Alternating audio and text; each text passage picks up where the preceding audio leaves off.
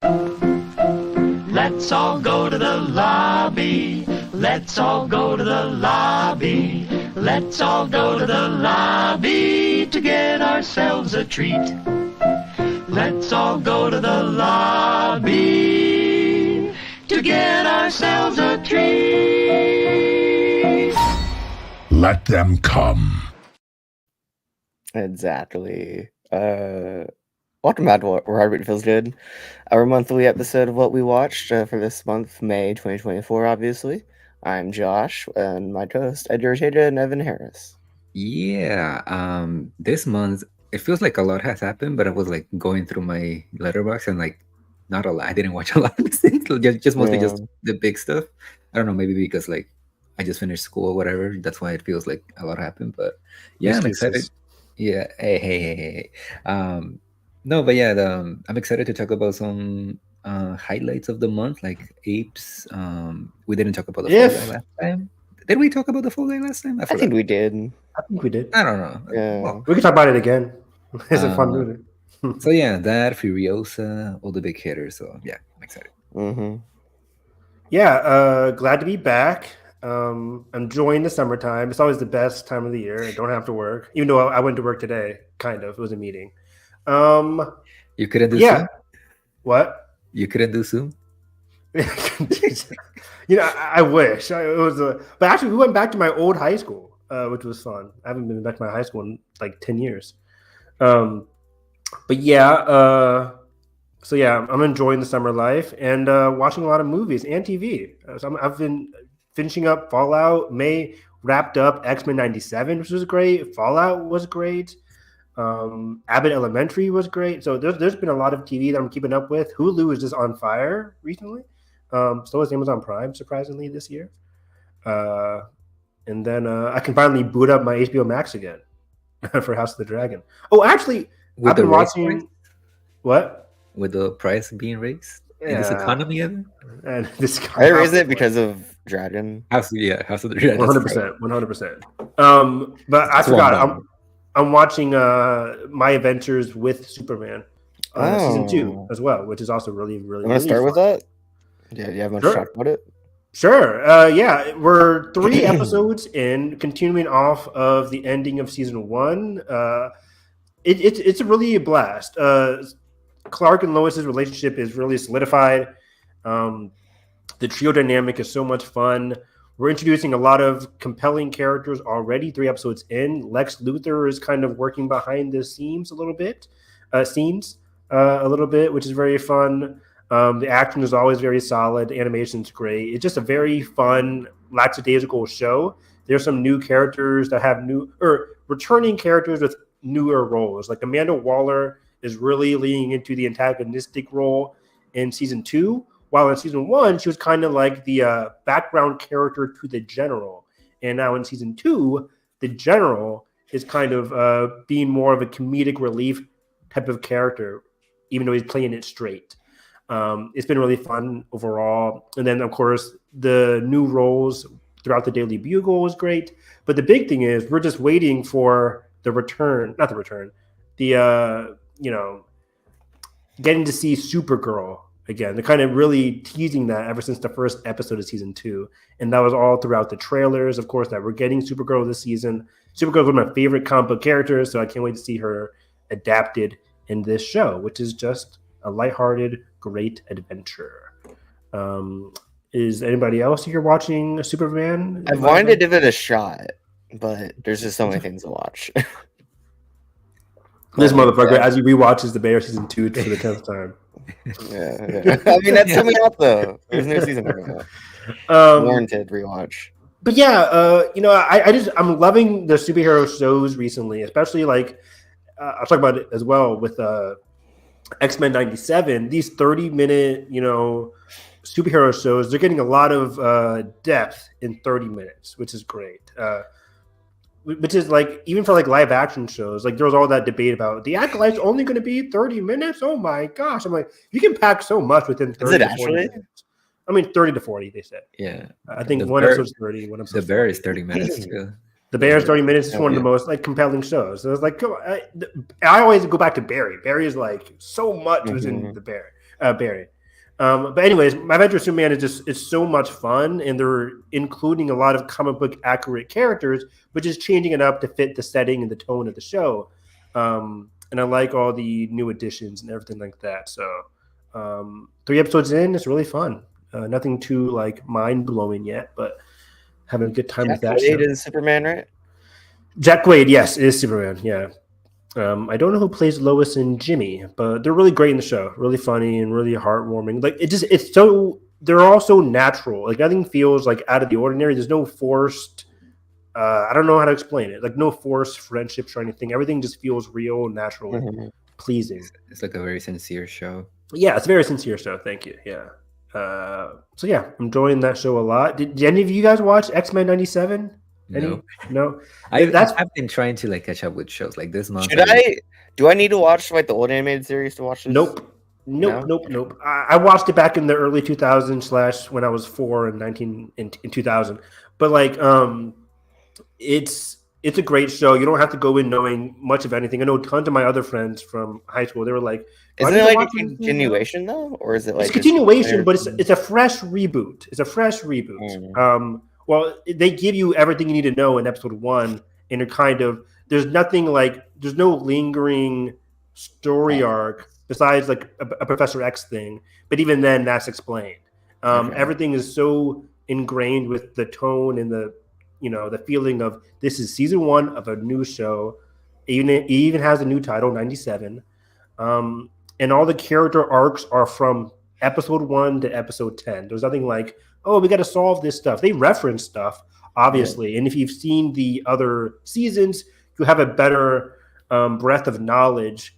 But overall, most of the character arcs, relationships, and connections are gleaned from this first season and really rewarding. The finale was excellent. Like it dove deep into, of course, no spoilers, but it dove deep into Professor X and Magneto's relationship, their struggles together, how much they're willing to sacrifice for one another or not for one another. And of course, the Cyclops and Jean Grey complications was great because they have a lot of struggles in this first season. I think they really handled it all really great. Wolverine was great, of course. He had a big moment in episode 9 of season 1 for X-Men '97. The action overall was spectacular.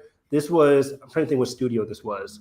I think this was Studio Mir, who did similar stuff for like Edgar would know, the Witcher. Oh yeah. So also the same studio kind of working on My Adventures with Superman, I think, as well. So they're a great studio. They did Visions, right? They did one episode of it. They did the Journey to the Darkhead in season 2. And then in season 1 they did the Ninth Jedi or whatever. Oh shit! Okay. Yeah, those people. Nice. I think I'm gonna be wrong, but or I think the Ninth Jedi was Studio Production IG. One of them. Anyways, X-Men '97 is a great show. A lot of depth, a lot of like complicated relationships, real adult themes within like an entertaining and kids show. So I like that. The complexity of the X-Men. People love the X-Men because they're really relatable to society and what's going on in society, the differences, the apathy towards violence, the apathy towards people that are different from everybody. The human and mutant relationships are fantastically well written.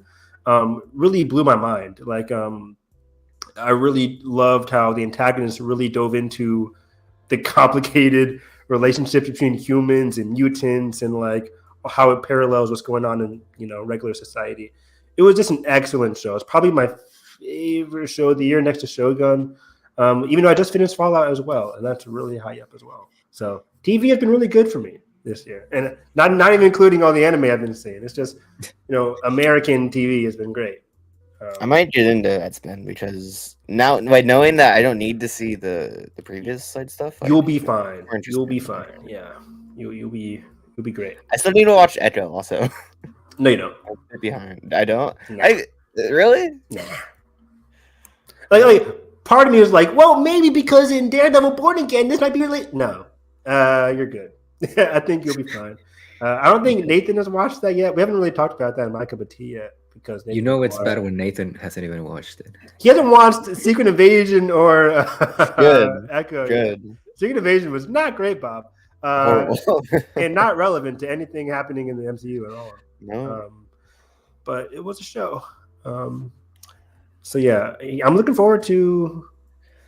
I was gonna say a Marvel show, but I can't think of what I'm looking forward to. Daredevil next year. Agatha. Agatha 10 titles. Ooh, that was all according to the plan. We got you. Fuck off. No, it wasn't. Anyway, I think it was. that's bullshit. I'm pretty they sure. probably bullshit. Okay, they changed the title. Probably they genuinely changed the title. Probably the second or third time. Yeah, the second time maybe, but after that they probably. After a while, they're like, "Oh, let's play a joke on them." Like, you can't have it both ways. Anyways, I don't think it was like they stumble across it by accident, like that whole bit. I just think it's a very lame bit because it's like 5 years old. yeah. Either way, yeah. Who's excited for Agatha and Visions? More spin-offs of WandaVision. 5 years Agatha, later. honestly, I'm kind of interested because of Aubrey Plaza. I forgot she's in it. Yeah. The cast of that is really interesting. Mm-hmm.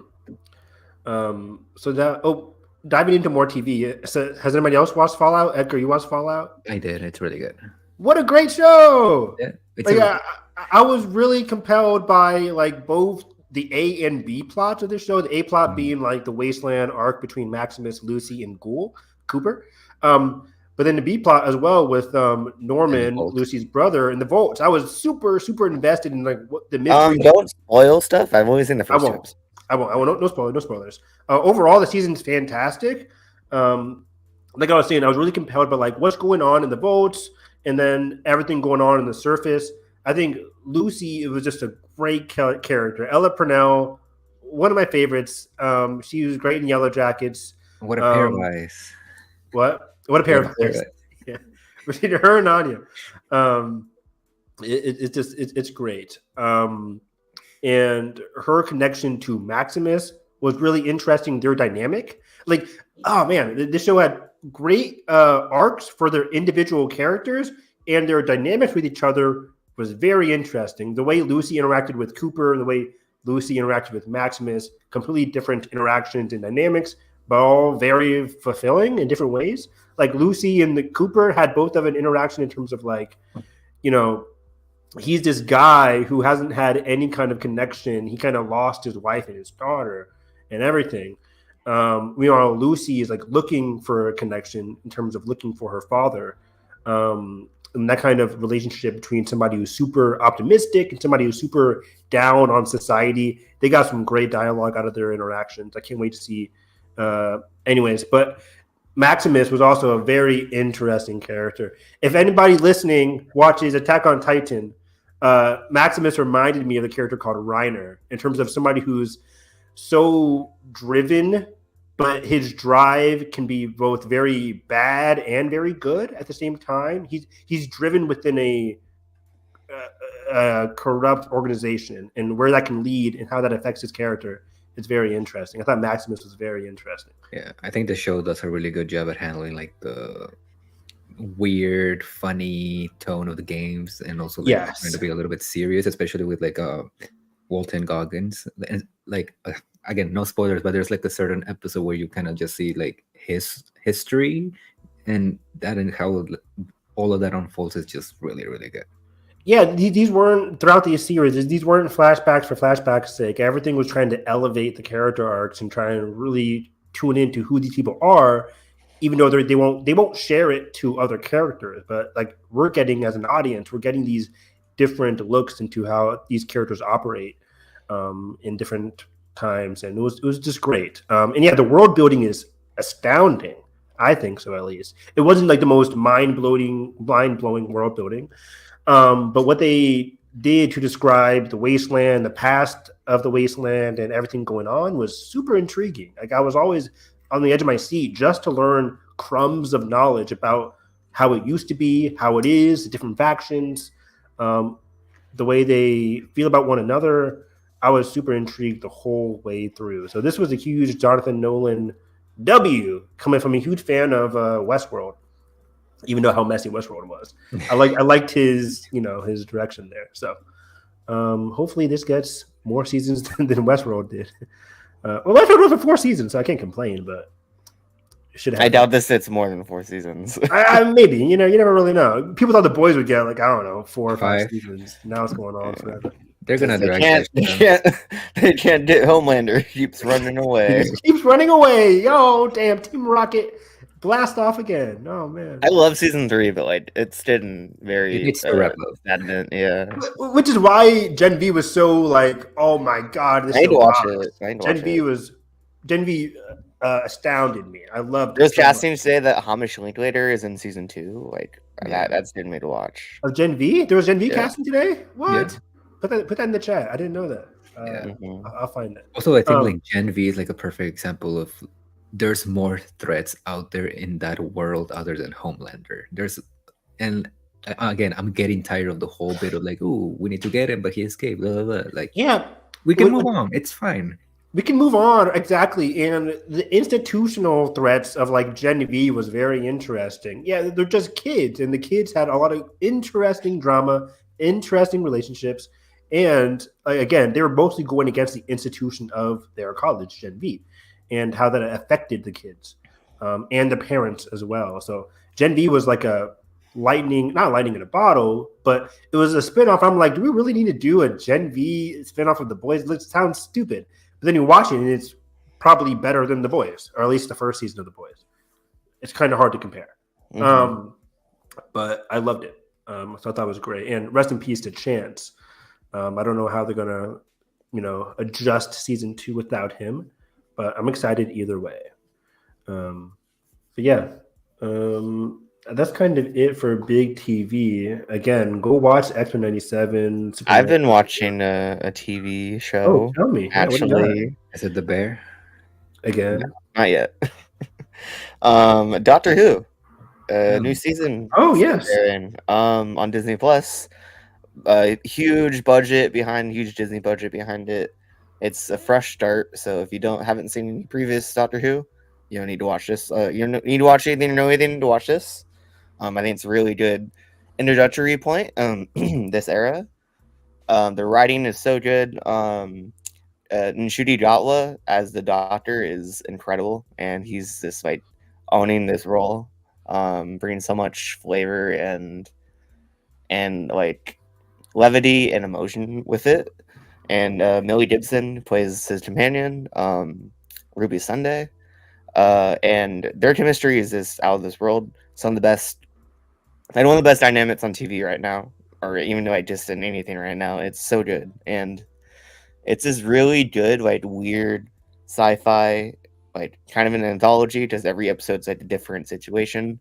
So if you like weird sci-fi, I would really recommend it.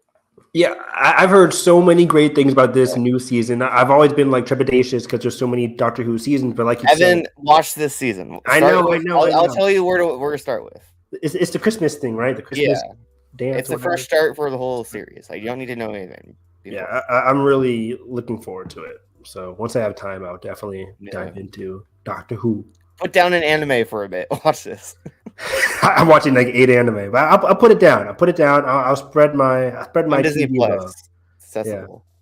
I'm doing too much. But yeah, I got time. It's really fun, and it's like there's so much.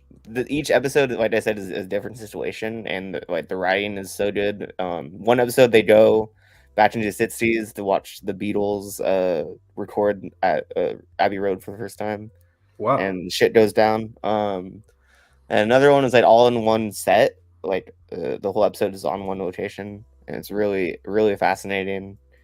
And like the most recent episode feels like the episode of Black Mirror. It's so good. Are people fucking pigs on the show, or what's going on here? What? That was Black Mirror episode 1. Okay. I've only seen a few episodes of Black Mirror. I couldn't stand Black Mirror. I'm not a huge fan. Okay. But I can't wait for Doctor Who though. Yeah, I watched a couple of the David Tennant episodes, a couple of the Matt Smith episodes, but I never really watched from point A to point B on any. That's kind of how I was too. Yeah. So it would be fun The to start fresh. fucking rolling all kinds of. I don't know. It's fucking rolls. Is the guy playing Doctor Who now? Is he confirmed for next season as well already? Oh yeah, it's like the next few seasons. Okay, cool. Is that how they get you? They contract It's you different for eras, yeah. So like, we have different doctors for like, let's say 3 seasons, probably at the very least. I always wondered about that. I was like, do their contracts? Do they know how many seasons they are getting beforehand? I'm not sure about that. I would assume so. Yeah. Yeah. I heard like the woman from Andor is in season 2. She's going to be the main, another main companion for season 2. Yeah. So he's able to have more than one woman as his companion. Yeah. That's cool. I mean, there was a couple in the Matt Smith era as his companion. Oh, nice. It was Karen Gillan and another guy. Karen Gillan was in Doctor Who. Yeah. Huh. Those are like big breakout. Nice. Learn something new every day. She's the Andor girl is in actually an episode this season too as a different character. Oh, teasing. Oh, this is a different character. Oh, cool. She's great. Great. Yeah, she's awesome. Yeah, very good. Go watch it, please. I shall. Real quick I for think other that's TV shows that I watched. Has anybody watched The Sympathizer? No, I that's the have Parks not and started Rec watching one, right? that. Yeah, Parks I'm and so behind. I'm a failure. I mean, he's one of my favorite directors of all time. Yeah. How is so it, man? good, man. The editing and the show, it's so freaking smooth. Like those episodes fly by. Like sometimes every episode is like at least an hour or over an hour, and sometimes I'm like, let me see how long there's left for an episode, and it's like 5 minutes left, and I'm like, how did this just flew by like so fucking quick? That's awesome. No, but the show is just like so freaking good. There's so many. Obviously, it's a show about the Vietnam War and how like this guy has been a spy. He's like a communist, and he's like working for both sides. He's playing both sides basically. And RDJ, right? RDJ, but the main character is he's not the main. No, he's not the main character. The actor, I'm gonna butcher his name, is Hoa Suwande. I think that's how you pronounce it. I don't know. Nailed it. But he's great. He's fucking fantastic. He's fucking fantastic in the show. There's an episode where he's like, I think it's like halfway through the season where he becomes like a consultant for like a war movie, like a Vietnam War movie. And Robert Downey Jr., he's like playing different characters, and he's playing like a filmmaker, he's playing like a director, and it's like basically like imagine that section, like that section from Babylon, but like for an entire episode is just pure fucking chaos. Oh yeah, So, That's awesome. yeah, you got my attention. Yeah, you're really selling me there. That's awesome. yeah. So again, like it has like a different vibe. It's like a spy show. It's like a comedy, a thriller, and also kind of dives into like filmmaking with that one episode. So it just does like a whole. So I'm different curious. things Like, in just one. is there like Yeah, a running plot thread? Is there a running mystery throughout the show, or? Yeah, so basically, I mean, you'll see. I don't want to spoil how the first episode ends, but basically, a lot of people from Vietnam go to get like a deal to go live in the U.S. And as the main character is living in the U.S., he gets like several missions because he's like a spy to like assassinate people, but he hasn't really like killed people before, so he kind of like has to like navigate what that does to him and his Got it. guilt. And then he takes acting classes. I would like to see that crossover. No, but yeah, like this show is just great. Like again, the main actor is great. There's a girl in the show who is part of that episode of like the film episode. Vi Lee, she's fantastic. I hope she gets more role. I think this is her first role ever. So yeah. Is this show over? How many episodes? It's like, is it 7? Yeah, I think it's just 7 already? episodes. Just Yeah, it's 7. already- and- Yeah, it just finished Did, this past Sunday, I think. Or did Archie Wood direct all of it, or just a couple? he directed 3, I think. Let me double check. He directed the first 3. Yeah. Okay, that's awesome. Yeah, I've been meaning to check it out. I'm so upset I never really had the time to watch it, but you know, I'm a huge Parks and Rec. I'm a huge HBO fan, so you got to be into that. I think that and Doctor Who are my big takeaways. Yeah. So, And then another show that I watched just because I was curious, because a lot of people have been talking about it. I was like, why not? I watched Baby Reindeer on Netflix. bro, I need to watch that. I keep like, seeing this thrown around. It's been blowing up. Yeah. Yeah.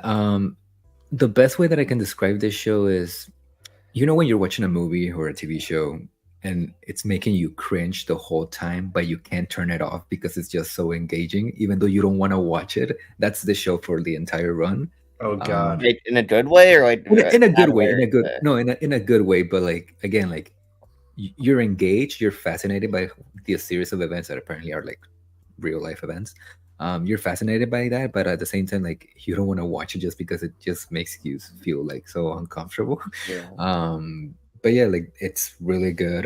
The main guy, I forgot his name, but he's really good. Each episode is like 20-30 minutes, so it's a really fast binge. I finished Is it it like in comedy, 2 days. drama? Uh, both kind of, yeah, comedy, thriller, yeah.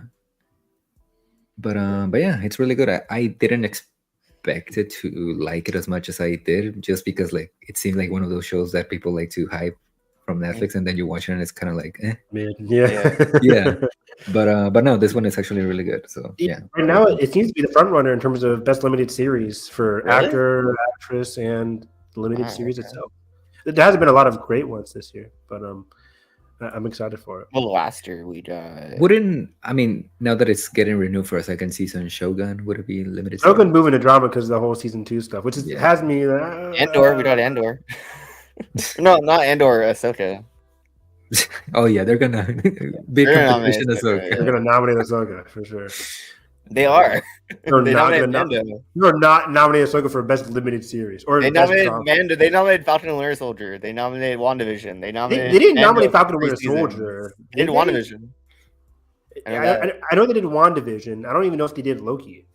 They did Loki. Or wait, I think so. I have to double check. What It was would be the only big? for something, not for drama, but for something. What are the big competitors for a limited series? Baby Reindeer, maybe the Sympathizer, and Masters of Air, Masters of the Air. Masters of Air Oh yeah, might that's be. not just in then. There's no way it's not. Demi loves those Disney shows. They did Mando season 2. They did Mando season 3. I don't know how Mando season 2 going. Did they do season 3? I don't know if they did. I don't think so. I Yeah. don't think Mando season 3 got. That was when we had like Succession. Yeah, that was a after. stacked year. That was a stacked year. But the first 2 seasons started. I feel like Ahsoka's good enough to get in. At least better than like Kenobi. You think Ahsoka's good enough to get into best drama? I mean, what else is there? Not really a like- lot, but I really like Ahsoka. somebody look up. What's that Hulu show with Lily Gladstone? Is that a limited series? Oh yeah, Same Breath or something. Under the Same Breath, is that what it's called? I never watched it though. Okay, best drama. People are looking at The Curse, Fallout, Shogun, The Oh, Crown, The Curse. Still need to watch Morning that. Show. I need to watch The Curse too. A Curse for drama or for limited? Drama. That should be limited, but okay. I think did Fielder say he might be doing like an anthology for that show? Really? Oh, interesting. I think I that's would the eat last I that heard shit about up. it. Have you guys But, seen The Curse? I have not. I'm a fake Emma Stone fan. I'm a fake fan. I don't know if you would like it, Evan, but like, What are you it's talking so about? good. It is Why would I- weird. why It would is I like it? weird. Like, I'm a weirdo. Edgar would love it. Yeah, you would love Wow, I like weird shit. it. Did you I watch like the Ari rehearsal? Aster. Did you watch? Have you seen, Did you yeah, watch did the you watch? rehearsal? Never watched it. No. Yeah, it's like weirder than that. Okay. I mean, I'll try episode. Like the one. rehearsal is real though, so it's a different level. Yeah, but I heard Emma's great in The Curse. Oh, she's I think probably. Imagine if she wins an Oscar, then wins she like will. She will. best drama. Emmy. She's Like, that that's good. that's Yeah. crazy. Let me see what people are voting for right now. I think it's best limited series. Oh, Honest Why actually might be winning now that Shogun moved to drama. I think Which one? Anna Sawai, she was the main lead in Shogun. She was the Oh. female lead in Shogun. It's between her and Emma. I mean, For limited or for drama? best drama. Limited, they say I don't know. Jodie Foster from True Detective, Oh yeah, I forgot that happened. Oh yeah. Brie Larson from Lessons in Chemistry. Did anybody watch that show? Is True Detective limited? Wouldn't that be drama? Or is each season like its own thing? Outstanding. It says limited because I guess because the title itself is different. That's dumb. Night Country. And then Juno from Fargo, Sofia Vergara from Griselda. Yeah, it looks like limited series overall. Where is it at? Yeah, Baby Reindeer, Lessons in Chemistry, The Sympathizer, Fargo, and then Ripley. Oh, I was need to watch interesting. Ripley. I need to watch that. Yeah. But yeah, I like Fallout, Slow Horses. I heard people love Slow Horses. The Apple TV show with Yeah. Gary Oldman, right? Gary Oldman. Yeah, thank you. Yeah, and Mr. and Mrs. Smith. Like that was like my favorite show for a long time. Right. That's my favorite show of the year so far. Yeah. That was excellent. That's limited though, is it? Or is it? It says drama. There's season 2 coming out for sure. Right. And the creator did say like there's a big chance there is still a chance for Donald and them to return. The rumor that they weren't returning was false because they haven't written it yet. So it's just happening. But overall, yeah, TV's doing great this year. Also, Donald is the writer, so Donald is the writer. Yeah, you would return now. Pretty sure he would know. Yeah. Trying to see what else we missed in terms of My mom said she loved the latest season of Fargo. Do you guys watch Fargo? I need to. That's always been on my list. I haven't. I'm sure I'd like it. Ooh, Survivor's here for best competition program. Come on, guys! It's never too late. Yeah. I don't know if I'll be winning this year because of something else. It's always RuPaul's Drag Race usually. I think Game Changer, the Dropout show, might be winning. Game Changer. What show? It's like a game show on. Wait, so College Humor. You in College Humor? No, you don't. You've never heard of College Humor? College Humor, no. Back in the day. No. Well, it's like an internet thing. They launched a streaming service and they have like a bunch of game shows on it. And Game Changer is like a game show that's really good. Holy shit! That's like the game show, but the game changes every show. Oh, so Game Changer, literally. Oh wow, I like that. So anybody else having any TV to watch this or so far? Not much. Nothing else. Nothing else. That's it. Unless you guys watch. Our next episode will be a big TV episode. For what? Because we have the Bear, we have Hot D, we have we have Acolyte. Hot D. I cannot wait to talk Acolyte. Yeah. That's great. Yeah, looking at the Emmys, by the way, it's funny because the Bear is like automatically going to win because of season 2. And then they have season 3 already coming out this year, which is only going to help for next year's Emmys. That's how it was last year. Yeah, it's just I'm like sure crazy. Probably voted because they thought it was for season 2. And it's funny because that now you can see why a lot of rival studios are acting like, can they take it out of comedy? Because it's like impossible to beat the Bear. Yeah. Anyways, movies. We watched a couple movies this month. My birthday month. There was some great shit this year, but my top 5 changed a lot. Well, number 1 still Dune, but everything else changed a lot. What do you want to start with? Main movies. Let's start from the bottom. I already watched Under the Silver Lake. Have you guys seen that movie? What is that? That Andrew Garfield movie? Andrew Garfield, David Robert Mitchell, who did It Follows. I never watched it. Yeah. It's fucking weird. It's long. It's it kind of gets lost in itself towards the end, but it's so stylish.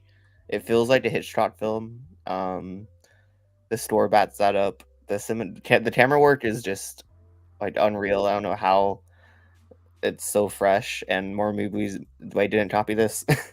Andrew Garfield is the best. He's the best Andrew in Hollywood. But it's a weird movie. It's very very David Lynchian also. Oh, wow. Yeah. That's cool. Yeah. That's good. Good movie. So yeah, I have a lot of main movies. Nathan and I have embarked on, I talked about this last time, but we're watching all the Fox Marvel movies. So we're chugging along and I'm rating them as we go. I got to say, the first Fantastic Four, not great, but pretty fun. The second one, trash. Like, it's bad. Fantastic Four, Rise of the Silver Surfer, not a great movie. I want to go back and watch those at some point because I remember liking them. It's really enlightening because I remember watching these as a kid, but like having modern eyes watching them again.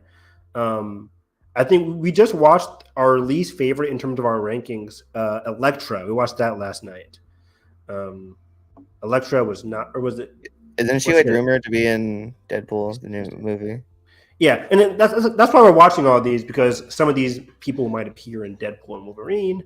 But yeah, her spin-off movie was not good.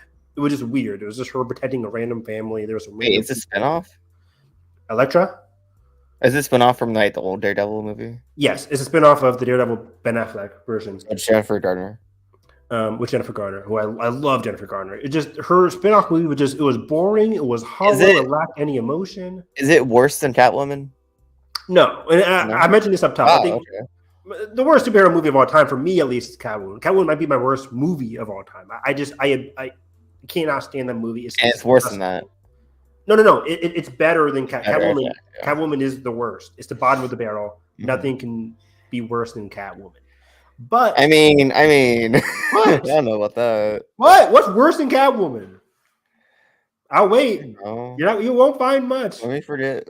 Okay, yeah, maybe you're right. I'm watching a lot. I mean, I feel like Catwoman is at least like you can laugh at it. Yeah, it's disgusting. Like Venom 1 is this like boring. No way, it's Venom 1. It's not bad. It's not better, but it's boring. Venom 1 is boring, but it's like at least Tom Hardy's trying something funny and goofy. Yeah, I guess. Like Venom 1 is an easy like 2.5, but like Catwoman's like I can't even rate it half a star. It's just there's nothing redeemable, nothing funny about it. I'm not laughing watching Catwoman. It's boring to me. I forgot Alex Borstein was in this. Benjamin Bratt. Yeah, I remember they played basketball together. It's like heated sexual basketball. Yeah. But I'd never forget that. Nathan and I watched the director's cut of Daredevil, Ben Affleck's Daredevil, and this is a really good movie. Oh God, here we go. I'm surprised how much fun I had, guys. Young's revisionist history shit. No, because the original one, it probably sucks. I never saw it, so but the director's cut adds like 30 minutes. I don't know what they take out of it. This movie, and I talked about it, it's messy, it's goofy, but other times it's very genuine, heartfelt, and very interesting. Like, I think Kingpin is kind of a positive and a negative. I think, what's his name? Michael Clark Duncan? Kingpin? Michael Clark Duncan. Black guy from, fucking Final Destination as well. But he's fantastic. I love him as an actor. He was great as Kingpin. I thought he was in it more. He's not in it as much as I thought. What? Twice the Evanescence. Like, there's 2 Evanescence songs. Why? Because they're fucking great. They're great songs, and they play within 10. Yes, they are. And they play within 10 minutes of each other. Like, we had My Immortal plays during a funeral sequence. Then 10 minutes later, Elektra's training to Bring Me to Life. Like, that's wild. It's great. I mean, you don't see this anymore. I mean, partially for good reason, but I want more, I don't know. You want more 2000s like metal? 2000 stars. Like, let's get some interesting, some unique, some wild. Evanescence is interesting and unique. Yes, they're one of the best bands of all time. What are you talking about? They're not playing Red Hot Chili Peppers. Like, what are you talking about? Like, this Evanescence. Wait, you actually think they're one of the best bands of all time? Yes. Am I wrong? I mean, I don't know. Well, Evanescence is great. I only know the one song, and it's like kind of mid. Oh my God! Who am I talking? Listen to "Bring Me to Life." It's one of the. I know that song. Yeah. That's mid. Yeah. Wow. I mean, it's just very overplayed. Then don't play it as much. Overplayed. What does that mean? Overplayed means bad. Shit, they play Frozen songs all the time. I don't care. They play Moana songs all the time. I don't care. They're fun songs. Okay, yeah, you got a point. Overplayed my ass. Anyways, Daredevil, the director's cut, is a pretty damn good movie. It really rose in my rankings. I thought it was going to be at the bottom, but it's a good 3.5. I'm not saying it's a masterpiece, guys, but it's a good 3.5 out of 5 stars. It's really fun. I just liked that the movie did something unique compared to the other slop that we were watching, like X-Men Origins, garbage.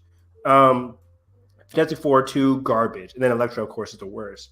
But yeah, I think X-Men 2 is garbage? X-Men Origins, X-Men 3. Okay. X-Men 3, I didn't hate. It's all right. It's not as bad, but it's still, there's some baffling Yeah, I will say it's bad. Yeah, there's some bad parts of it that just overtake the movie for me. And I think, like, for example, I think Magneto is out of character. Professor X is out of character. Jean Grey kind of wasted. I thought she was in it more than she is, but she's in it. And then when she's not in it, she's very, like, not connected to the plot. It's very interesting. But, you know, X-Men 3 does talk about some interesting things. There's still some relevant X-Men nuance in there. It's just surrounded by so much mess and so much mischaracterization that I can't really give it a positive rating. But again, I would watch X-Men 3 over X-Men Origins and maybe over Fantastic Four 2. I'm not sure. I don't know. Dark Phoenix does the same like type of story, right? Yeah. I haven't seen it. Yeah, Dark Phoenix, but I think Dark Phoenix was just okay. It was better. It wasn't like there was nobody out of character. It was just that it was a very rushed production, and you can really tell. Just things happen so quickly. I think X-Men and Dark Phoenix might be better than Apocalypse, if I can remember incorrectly. Really? I don't know. Is it? Am I wrong? Somebody, Nathan, what do you think? Apocalypse. Nathan, which one's better, Apocalypse or Dark Phoenix? If you're still watching, Apocalypse was great. Yes, Alden. What happened? Mid and Evanescence. Evanescence is mid. Oh, Nathan telling people all week. Evanescence is fucking fantastic. I mean, I don't know about that. I would really go on Apple, whatever you watch your music tonight. Andrew, what are your thoughts? No thoughts. I'm gonna stay out of this. I will not be slandered. Thank you, Noah. Noah, what the hell? Get your Norway ass out of here. You're wrong. You're wrong. Evanescence is great. Thank you, Auden. Thank you. God tier. That was my childhood. Evanescence, Linkin Park, Breaking Benjamin. See, we need these spicy tapes for did the views up. Yeah, you know. Let's do top 10 rock bands. that'd be very controversial. That'd be Even music.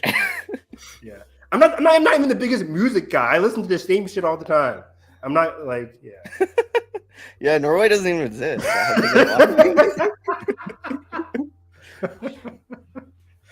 Oh man. Yeah. Oh my god. Yeah. Going under.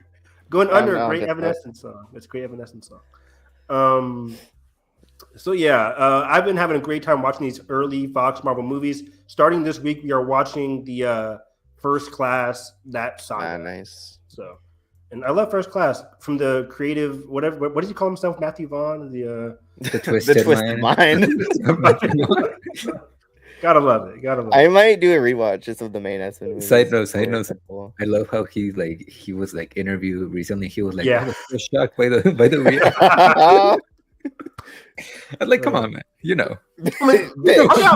Argyle isn't abysmal, but it is. It is. Okay. I mean, it's not my least favorite movie of the year. It's not Lift. It's not Lift. Yeah, it's not Lift.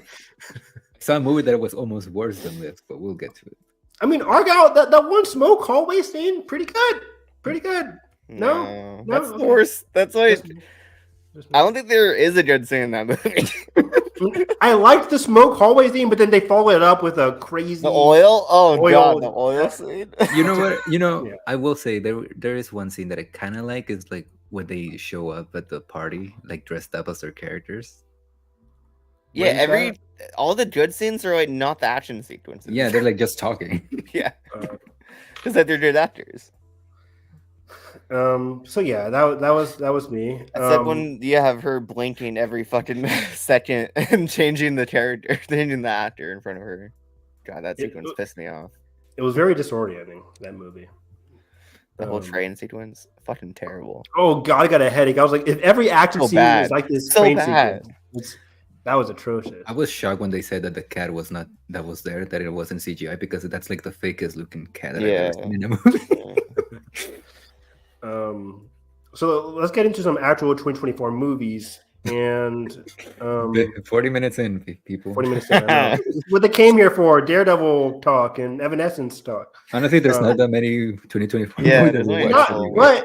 Let's talk about one of my favorite movies of the year, Kingdom of the Planet of the Apes. Yes, Are you ready? Let's do that. Do it. I just saw my second viewing yesterday. What's the day? Tuesday? Yeah, I went yesterday. No, I went Sunday. What did I do yesterday? I don't know. Anyway. I keep thinking today's Monday. I'm like, did I do anything yesterday? Anyways, I was playing Final Fantasy yesterday. That's what I was doing. Anyways, you finished it, right? Yeah, dude, I'm 158 hours in on side content. I need to get back to it because I finished the story, but I have so much side stuff to do. Dude, I'm learning new shit every day. I'm like, oh wow, he's in this movie or he's in this game. It's great. I love it. Game of the year. Wait, 150 hours? 158 Jesus. as of last night. How does he do it, people? That's why I'm staying up till 6 a.m. I'm like, I need to watch TV, and then I keep on playing this cloud. Anyways, Kingdom of the Planet of the Apes is a masterpiece. One of my favorite movies of the entire year. It's currently my number 3, 4. I just put Furiosa over it, so it's my number 3. It's my 8. Or 4. You're wrong. It's okay. Yeah, you are. Hey, 8 is a good spot out of 42. We have 42? Nice. Actually, 43. I mean, are we surprised? Noah. Noah's favorite movie of the year is The Phantom Menace. It was great seeing that on the big screen again. We'll talk about it. I thought we did last time. Did we not? Maybe we did. I have a big Star Wars chapter I need to talk about. Oh, cool. Yeah. Do that later. But I really admire Kingdom of the Planet of the Apes. I think it really hones back to that adventurous side of the Apes saga that we have not seen since the 1968 movie. The recent trilogy was great. It really got into Caesar's character arc. We all notoriously love it. But it's not really adventurous. Dawn and War are very emotionally driven dramas. This one gets back and separates itself from the recent trilogy by being more adventurous, by expanding the world in interesting ways. And the world building is fantastic in this movie in terms of like the different clans. We got Eagle Clan. We have, of course, Proximus's people. And having Caesar be this like mythological character is so fascinating. Biblical figure. Oh my God. That's what made the film for me, man. Just having like the Proximus's clan, like twisting his words, like just this take on religion is so fascinating through this universe, and having it that's why it's such a great choice to have this be like generations in the future. 100%. It's funny because this theme is going to carry on into our talk about Furiosa, but like both these movies get into like they're very mythological and biblical in a sense. Yeah, it's very interesting. Biblical epic banger. biblical banner. Yeah, all the biblical movies this year, Dune. Right? Yeah, all studio movies too. Yeah, very interesting. Yeah, the first Omen. Yeah. These directors are cooking. But yeah, Josh, like I loved the ghost of Caesar lingers throughout all these characters. Maybe not so May. All of them, honestly. Like spoiler alert for everything. She wants to go back to like having, I don't know. It's just like Caesar's so impact is felt through every fucking scene in this movie. May is so like I was tracking May like a hawk at my second viewing because it's very interesting. She is very nostalgic for a world she has not seen yet. She is so young. She's like in her 20s, maybe younger, depending on her age in the movie. But like she's a young woman who has that is one of my like minor nitpicks is that like how she knows and like she acts like a character who was alive during those times, but like obviously was not. Yeah, which like is a little nitpick, but like I don't care that much. Small nitpick. I feel that. I think I just gleamed it. I'm just like, okay, she knows a lot more than she should. I figured her mother or her caretakers probably from the bunker told her everything. But if we're really like, let's say, like a couple centuries in the future, like would any of the humans honestly know that much about it though? Yes, I mean, yeah. Again, I think similar to like, I was going to spoil something from Fallout. Yeah, I was thinking Fallout too. But like, even though they're in the bunker, they can still carry on that knowledge. Yeah, because they probably, they carried on. They're still active. They're still hopeful, which is so interesting because by the end of the movie, you're like, oh. It should be something euphoric, right? Like, oh, humans are able to connect with each other. Like, oh, yippee. But our character, Noah's like, that's not good. That's not great. Like, humans connecting is great for May, but not so great for Noah. And I was talking about this with Nathan, but I think it reminded me of Last Jedi in terms of like, certain characters had an angel and a devil on their shoulders. Rey had Kylo and Luke, and Finn had Rose and DJ. In this movie, Noah has Proximus and Raka, or in this case, or in other words, you can say like his. Raka's the fucking goat, man. He's coming back. That he's not dead. He's gotta be alive. Yeah, he's gotta be alive. I need a Raka. Coolest character of the year. He's great. Yeah, he's a fucking homie. He's a goat. But yeah, like Raka really emphasizing this compassionate side to Noah, who was initially very hostile and aggressive towards the Nova/May.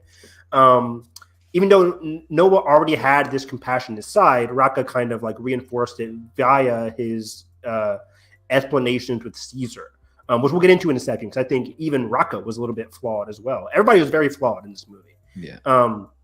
But then on the other hand, he has Proximus, in terms of like Proximus, who wants to unite apes through aggression and through like forcibly uniting apes, which is probably not that different from what he was listening from the I forget the guy's character's name, the male human character that was reading to him stories. Oh, William H. Macy. William H. Macy. Yeah. Jurassic Park 3's William H. Macy. But he was kind of only showing him Roman Empire conquest stuff, which makes a lot of sense for a character that wants to conquest. And Caesar, as a religious leader, not the Ape Caesar, but Julius Caesar, conquered a lot of Roman and a lot of modern Europe through conquest, through being a big general. And he kind of united different clans that kind of led to his downfall. And so that's how he views Caesar as too. He thinks that's how Caesar was because of the Roman history, which is such a cool way to tie in like different mythologies. Like it's so genius. I love that idea. And I was listening to an interview. They had that early on in terms of like Proximus learning from Roman history, which is interesting and is beneficial to learn about history. But also when you're getting a small section of history, you're only going to have a narrow viewpoint. And it's very much the case with Proximus. And yeah, I just loved his performance. Of course, Kevin Durant was fantastic.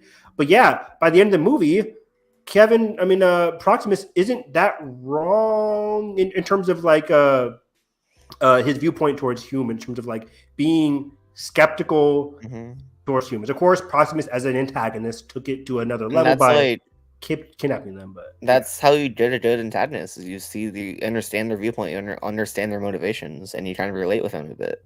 Exactly. And then Noah's like, Proximus was right. Like, I can't really trust humans, especially May. May didn't give him a lot of reason to trust him. Yeah. But May is also May comes across very interesting because she is very brash. She's brash. She's conniving, a lot more conniving than I even expected.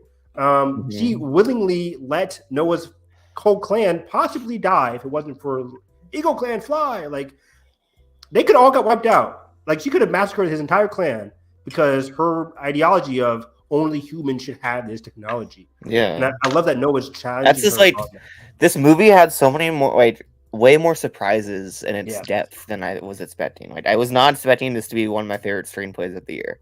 Like, there's every character, like, you understand their motivations, you understand their viewpoints. They have so much depth. Like, all of our main, I'd say, like, Proximus, May, and Noah, like, there's so much depth behind all of them, and you understand their motivations so clearly.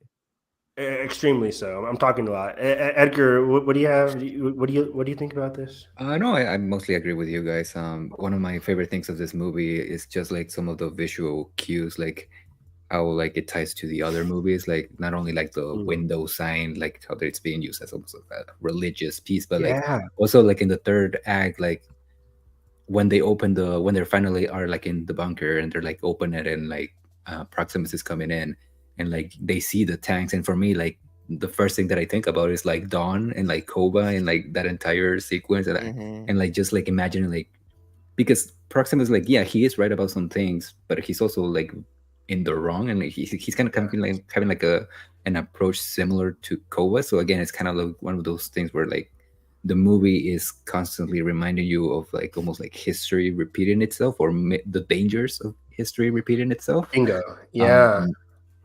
And again, it's doing it through all of these like visual cues, like the tank and the window and all of these like recalling of the names and the history. So yeah, it's extremely fascinating. Both Proximus and May are both burdened by history that they have not seen. Proximus hasn't seen this past with apes. He just doesn't want it to happen.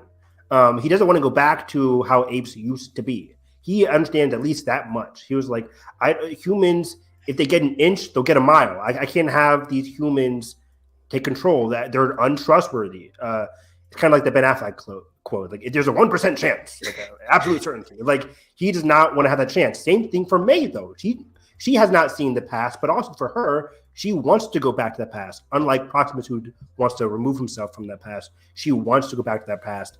And even she's aware, where she's like, yeah, she tells Noah as much, where it's like humans and apes lived side by side, but apes were the ones not talking. Like, they were the quiet ones.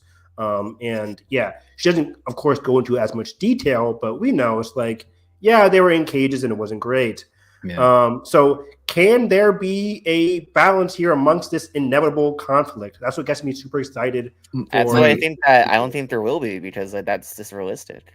It's not realistic. Probably my favorite moment in the third act, and there's a lot of great stuff in the third act, but like that last meeting between the two, it's holding the gun in the back. So good. I love that bit. I love it. It shows so much about May's character, where she didn't have to come back, but she did.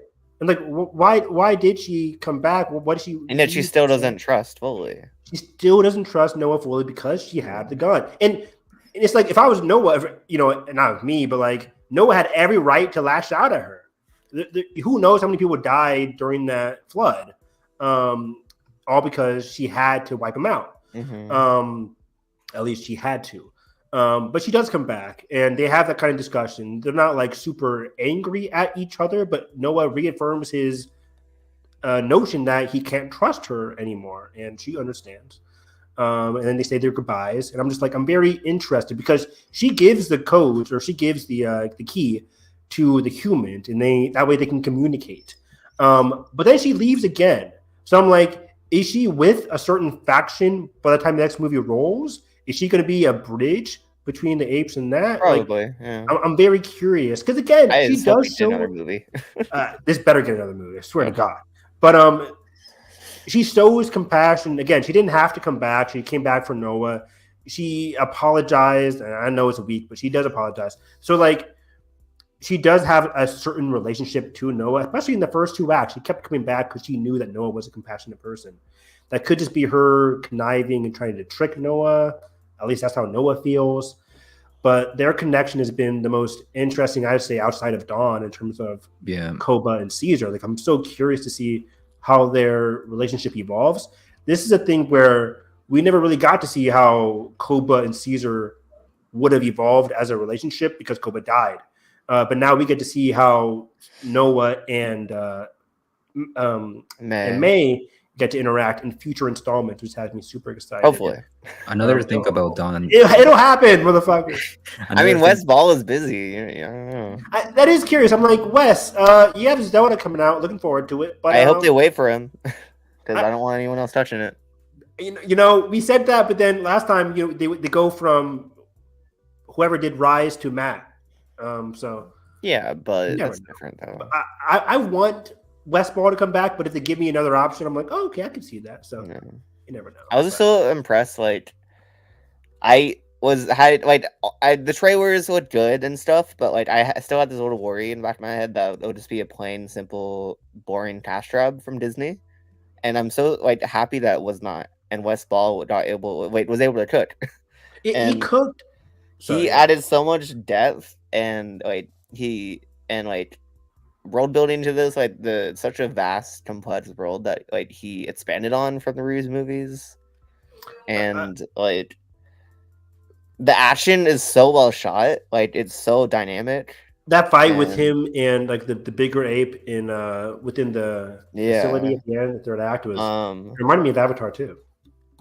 It's just but he knows how to balance the big set pieces with like the little moments where we see our characters like grow and learn and like listen. Like the scene with the observatory is just so good. That's perfect. Like they didn't show us what he saw. We saw it in his eyes. That's perfect. Very, very perfect. Such a great choice. I'm so happy about that as well. And yeah, the quiet moments. It's astonishing that this got away with Disney, because just the big drama and it's not as action heavy. There's been a lot of that with studios this year, and it's a very interesting place we're in. And I said this when War came out, because War, you thinking it's gonna be a war, right? But Matt Reeves got away with like a biblical, somber, ominous drama. Like that was Fox, though. That was Fox, true. But it was just like, hey, this is a big studio movie giving away with all this. I appreciate it so much. Very surprising that Disney was doing this. Exactly. So yeah, I had a blast with this movie. It's very interesting, adventurous, fun. Viewed a lot of complex. Way more fresh and bold than I was expecting. For sure. It's a shame that other than maybe, I don't know, Dune, that a lot of these blockbusters that are taking a lot of risk are not hitting it as hard with audiences. Yeah. Furiosa. We've had so many this year. Yeah. Furiosa, First Omen, Dune. Alien looks fucking incredible. Challengers. I haven't seen the Alien trilogy yet. I'm waiting for I'm not to watch it. Podcast after this. Man, they're probably AMC is probably gonna force you to watch it eventually. I won't watch it until that. But real quick, I'd rather see it in Dolby. So yeah, real quick, like one last thing about Kingdom that I really love. I still think like Dawn has the best like human ape relationship out of any of these movies. Yeah. But something that excites me about a sequel, whether Ball does it or somebody else, is finally getting like a continuation of a human ape relationship because we haven't really seen that in these newer movies. So this relationship is. I mean, James Franco, but like the best one. He was there, I guess, in spirit in Dawn, but like he wasn't actually there. And I want to talk about this because some people who are detracting from this movie mentioned like, are we getting not reversal, but are we just going to get Dawn again in the next movie? Like in terms of Noah having his clan fighting with humans. But I think what makes this movie, the setup from this movie, so interesting and different, hopefully different in terms of what we get in the next movie. I think the character of May really changes things up because we're going to get some classic human versus apes conflict, but Noah is so different from Caesar. He's more malleable than Caesar. And May as a character is so much more complex than any of the human characters we've seen. Yes, for sure. We don't know. I love Jason Clarke. I love Woody Harrelson, but they're a bit one note. Yeah, they did their jobs right. But and May is such an enigma. She's so complex. You don't know where she's going to land. I think that sets up unexpected. This whole movie, which is so weird, right? Because you go in, you see posters of her, May, and Raka. They're going to go on an adventure together. Yeah. No, she's out here killing people. She's very conniving. Yeah. So I can't talk enough about this movie. It's so fantastic. That was Kingdom of the Planet of the Apes. Thank you, Wes Ball. I cannot wait for the Blu-ray as well. Wes mentioned a lot of like different edits and special features that he's gonna put inside the version of the movie where it's just the mocap performances. Yeah, that's gonna be really cool. I can't wait to see how they do. Please make it 4K. Yeah, please make it 4K, of course. But the whole bridge scene was filmed in a parking lot. That is CGI. Yes, like he said that was filmed like in the what is it, Paramount, Universal, Fox? Yeah, in the Fox lot. He said that was filmed in the back lot with some hose and water. I'm like, how did you film all that? Like, that's insane to me. Like, all of that is CGI. Like, this is insane. It's great too. It looks stunning because it looked like Rocco was getting drowned, and then May gets in there and she's getting pulled by the leg. Like, it was outstanding. Visual effects this year for the Academy are gonna be. Oh my god, Dune, Furiosa, Apes already. Like that's 3 right there. Yeah. Do they go with Furiosa? They have to. I think. Megalopolis. No. Nope. But WB has an assortment of riches in terms of their tech. Can we talk about this for a second? Because I don't understand how WB is like making the worst fucking business practices right now, but have the best fucking lineup of the year. Like they have Dune, Furiosa, The Watchers, Joker. Isn't Trap them too, or is that Universal? Trap, yeah. Trap WB? I think so. Really? M Night working with WB? I'll look it up. Pretty sure. I thought Trap's Universal. I thought M Night had a Universal deal. I don't know. I'm double checking. But anyway, continue. But yeah, you're right. Brothers. It's WB. Wow. Okay. Interesting. Are you sure it's not WB worldwide and No. domestic? Because The Watchers, his daughter's film, is WB also. So maybe Interesting. they want to Okay. film to WB. Awesome. But yeah, that was such a good lineup this year, and yet David Zaslav is such a little bitch. And a future lineup, right? They have a deal with Tom Cruise. They have a deal with all these auteurs. Like, as much as we give them shit for being anti-art, like they're doing some good movies. Isn't Ryan Coogler's vampire thing WB coming out next year? Universal, I think. Wait, is it Universal? Is it Universal? Okay, I don't remember. It's not Disney. So yeah, that's wild. Yeah, WB is, I think in terms of creatives, they're just like, as long as they don't have to talk to David, I'm fine. It's a very interesting climate. This year alone, they've had already just so many bold bid blockbusters. Just Dune and Furiosa. Agreed. Yeah. So what's next, boss? What we doing? I should talk a little bit about my Star Wars rewatch that I'm doing. Go ahead. Talk about some Star Wars. I did in Spirit with May last month, and I had a couple screenings, so I decided to watch the whole or most of the movies again. So started with New Hope, end of April. Did Empire, then I saw Return of the Jedi on May 4th at the Academy Museum, the big theater there, which was incredible. It was very nice. Then saw Phantom Menace in theaters again that week after, which was cool. Fantastic. Yeah, what a great experience. Phantom Menace in the theater really opened my eyes to it a bit more. Sorry. Because it's just so different. Like, you are so more, of course, you're obviously locked in more, so you notice so many more details. And like, what really twitched with me this time was Jake Lloyd. I thought his performance was incredible. That's so funny. I'm just saying, I came away really appreciating Jake Lloyd. I've always had, but yeah. He's doing the best he fucking could with the dialogue he's given. He admits to it. He's perfect in this movie, I think. And I was talking about this on another pod with Nathan, and I'm just like, watching Star Wars again is like watching Star Wars is such a unique franchise because there's always new canon elements every week in terms of comics and new books and new TV shows. Yeah. And when that happens, even just watching like The Mandalorian or Ahsoka, you go into a new Star Wars movie with a different mindset. And watching The Phantom Menace again, I was just enlightened by and more saddened by Anakin's arc, as I always am. And it's more appreciative of Kid Anakin and what he gives to this saga as a whole. It's so interesting. Yeah. I watched Tales of the Jedi again because that got me wanting to watch the Dooku episodes. Season 1 right before. Yes. I did watch Tales of the Empire also. That came out. That came out this month. Yeah. I thought Morgan's episodes were decent, but Barris's 3 episodes were incredible. It was really fresh, really bold Star Wars, like something I've never seen, which I love. That's what I love for Star Wars recently.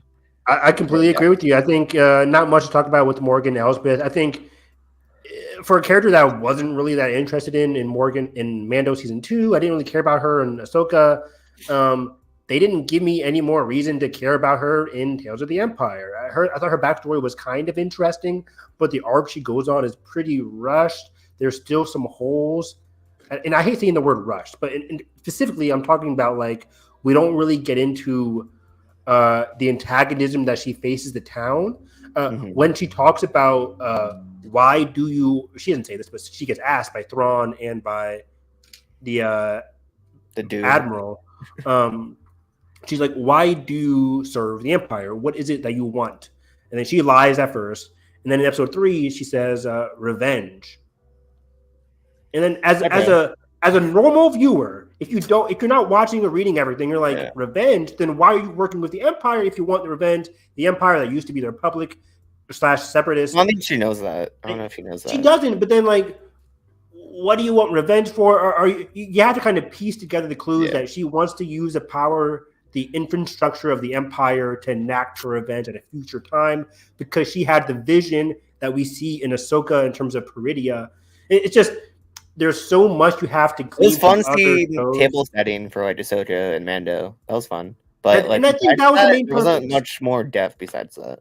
Agree. I think that was the more purpose. It was the purpose to get you more intrigued about her role in Ahsoka rather than giving a fulfilling arc for 3 episodes. In contrast, Barris, who even though we've seen a lot from her already, they gave us a compelling arc standalone in these 3 episodes alone. Even if you weren't, I would love if there's a full fucking season of her character. Like, agreed. You do so much with that character and where she is, and where she ends up, and it's just so fascinating. And I don't want to spoil it. Edgar, will you watch this eventually? Oh, you haven't seen it yet? Probably not. You should watch the Barris episodes at least. I think you'd like it. Fake fan. Anyways, I mean, I don't think you can just be at least I'm not talking about it 24/7 on Twitter. Yeah, I'm not either. But like, yeah, where that character ends up in these 3 episodes, and like her journey that we see is really fucking good and just so mythical. It's mythical. It's true. I'm about to say true Star Wars. I hate that, but it's like it exemplifies why I love Star Wars in terms of like getting characters to evolve and go through a fulfilling arc. It was really surprising, but felt true to who Barris was. For a long time, when fans asked Dave what happened to Barris, he would say X, Y, and Z. And I think he stuck true to what he was saying in these episodes. I think we got some great interactions with the Inquisitors, within Inquisitorius, and did some great world building there as well. So yeah, what? But is it woke? Yes. It is pretty low. Yeah. There's some big shit. Yeah. Did they make it political? They did. Yeah. Oh yeah. Did they make it epic? Not yet. But yeah, it takes to the Empire. I think so much of a good eye. One story was great. I was really. Okay, from there, I decided to be, hey, I'm in the sequel trilogy mode. I rewatched Rise of Skywalker, and guess what? I fucking love this movie now. I unabashedly like it. I am finally like over my problems with it. I'm finally over. Because I still have problems with Stripped. But like the rest is really fun. It's this really pulpy Star Wars, and the characters. I love these characters so much. I can't not like it. You know. Yeah. You know, it's a really fun time, and I think the cinematography is like incredible, and this movie looks gorgeous, especially compared to like what we've seen with Star Wars lately. It does. Everything I would looks agree with textured and real, and like it was great, and the set pieces are great, and their production is incredible. That's Dan Mindell, right, or whatever his name is. Yeah, Smooches. No, Smooches. I still can't get myself to rewatch that. I mean, I rewatched it like a couple years ago, and I'm like, I still hate what they do with Rey. I still hate the full Palpatine shit, but like I can't get over that. I can get over it. It's fun. The rest of it's really fun. And like the Daisy Ridley, this might be her best performance in these movies. Like she's so fucking good here. The whole scene where like she gives Ben the saber, like incredible. It also has Bobby Frick, so 5 stars. I can't forgive that third act for having me on an emotional roller coaster. I was going crazy in the theater. Seeing Ben and Rey fight together, I was clapping. I was acting a complete fool. And then I looked like a complete fool when they got the kiss, and I was like, hell yes! And then Ben dies, and I'm like, oh, hell no. I love how you just combined 2 words, clap and happy. You said clappy. Oh, wow. I was clapping in, I was happy. And I was, that movie just put me on an emotional roller coaster, so much so that when I watch it, I go back to that feeling of dejection. Yeah. Even outside of my Reylo bias, it's just like, I just don't like Rey's character arc. I don't like Ben's character arc. I just don't like the arcs they go on. And even as a Finn fan, what's Finn doing in this movie? Yeah. I'm not a fan. I'm not happy about it. He's just there. There should be a lot more voices there yelling. Ray! Oh, I know. I love John. He's great. He likes it. He's doing a good Finn. The performance is... cool costume. Oh, he does. I love his Rise costume. I think Rise is his best outfit. Yeah. I mean, it's his only one. It's the only different one. The other one. Yeah, sure. That's a good point. But yeah, I would agree with you as well. I think Daisy and Adam and John are great. Exactly. Fuck you, Noah. I mean, Ben dying isn't even the worst part. It's Ray. The whole Ray Palpatine thing is still like what irks me. But like, Ray's arc is just the worst part of it all. But Ben, I would still hate this movie if he dies, because he died. But if they gave him some lines or some actual instead of Al stuff to do in the third act, yeah. As also the tragedy of it all is that like we don't get him. I think what also like kind of like makes it worse for me is that it doesn't feel like an arc was completed.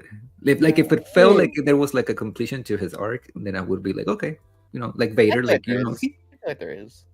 I mean, I can see what they're going for in terms of like the Skywalker sacrificing himself. I hate that word. He like completed his grandfather's desire, like saving the one he loves. Yep, he sure did. Yeah, I mean, it's what happened. And again, that is what they're going for, and they do achieve that. I just don't think the execution was all the way there. I think it was a messy step. I warmed up to it. I see. I think it was just a messy step to get to that conclusion. The main thing is this like this movie is aged a lot better for me because of where Star Wars is at right now and what we're doing. Especially because of how it looks. It looks like a real movie. The sound design in that fucking movie is so good. The fight scene in the Death Star. Oh my god! And like the sets, dude. Like the whole when they're sinking into the sand, like that was all done practically, and it's so impressive. It's great. Yeah. Let J.J. Abrams make movies. I tell you something, Red.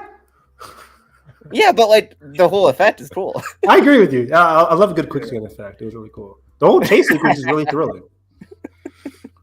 Yeah, it was 100 quid. I forgot he was in the movie. Yeah, that. Yeah, we always knew that you were a Palpatine. Speaking of Rise of Skywalker, I do have an update for you guys. Oh, I have a new member of my family. I want you guys to meet him. You have a dog? Oh, you have a dog? Good. Remember, go black. What's his name? Babu something? Babu Sponsored by Disneyland. Gotta love it. Yeah. Cool. So you just jumped from Return. I did. I was in the mood for it. Then I watched the documentary for Rise of Skywalker, which is one of the best there is, the Skywalker Legacy. Love that so much. I'll take your word for it. It makes you fall in. You haven't seen it? Nah. You should watch it. Even if you don't like the movie, it's really cool seeing how Star Wars it's made always. And like, it's so good, so good. I'll watch Director and the Jedi again. It's as good as that. I'm sure it is. I think I've seen it, but I forgot what happens. It's just like they make the right Skywalker. Spoiler alert. You could tell everyone I know that having the time of their lives, and just the scene, how every set piece is achieved, and how it's like so practical. I don't know. It's really special. I'm playing around mostly, but I will admit, like I do like those kind of docs compared to what we get now in terms of like behind the scenes stuff, which is very lacking. Yeah, but yeah. So that was your Star Wars kick. Anything else for Star Wars? Okay. More than that, I obviously saw Phantom Menace, so I rewatched the other prequels, and guess what? They're good. They're fun as hell. Yes. Okay, so from there, we need more romantic angst, and yearning. And Revenge of the Sith, like the editing between like Padme's death and Vader's rise, like the whole sequence is just unreal. So George was cooking in that last that last act was something special. It's great. I watched The Siege of Mandalore because of that also, and that's still one of my favorite scenes in Star Wars. Amazing. If it was edited into a film, it would probably be in my top 3. It's just such like a pinnacle of the whole franchise and a love letter to like all of Star Wars, and probably Dave Filoni's best work. But just as like just his own arc, I think the best 4th episode he's done. Yeah, maybe it's up there. Yeah. And I ended it on I rewatched Obi-Wan Kenobi and Solo, which is why I have this. Both are great. Awesome. Yeah. Oh wait, you rewatched Obi-Wan Kenobi? Mm-hmm. Oh, It's how good. was it? It's Was really good? good. Yeah, the finale I liked a lot. I still have some qualms with its production and like the pacing isn't really there all the way. My two issues too. Yeah, but the The character themes, work was still good. the character work and the themes are strong, and Vivian Lyra Blair as Leia is incredible. Yeah. Where's she been? She was in she was in something. She was in Is she in Was it- Abigail? Boogeyman, No, no, right? no, no, She was no. in the Boogeyman, Yeah, right? yeah, I was about to say that. Yeah, Yeah. Okay. she's a little sister.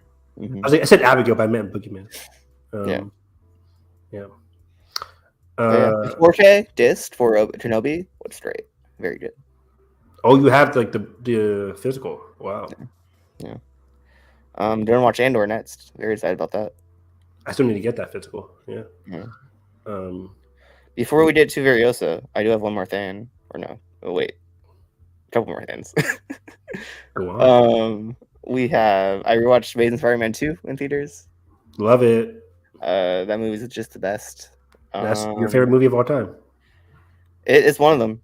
That's for sure. I watched The Mummy for the first time in theaters. Let's go. It's good.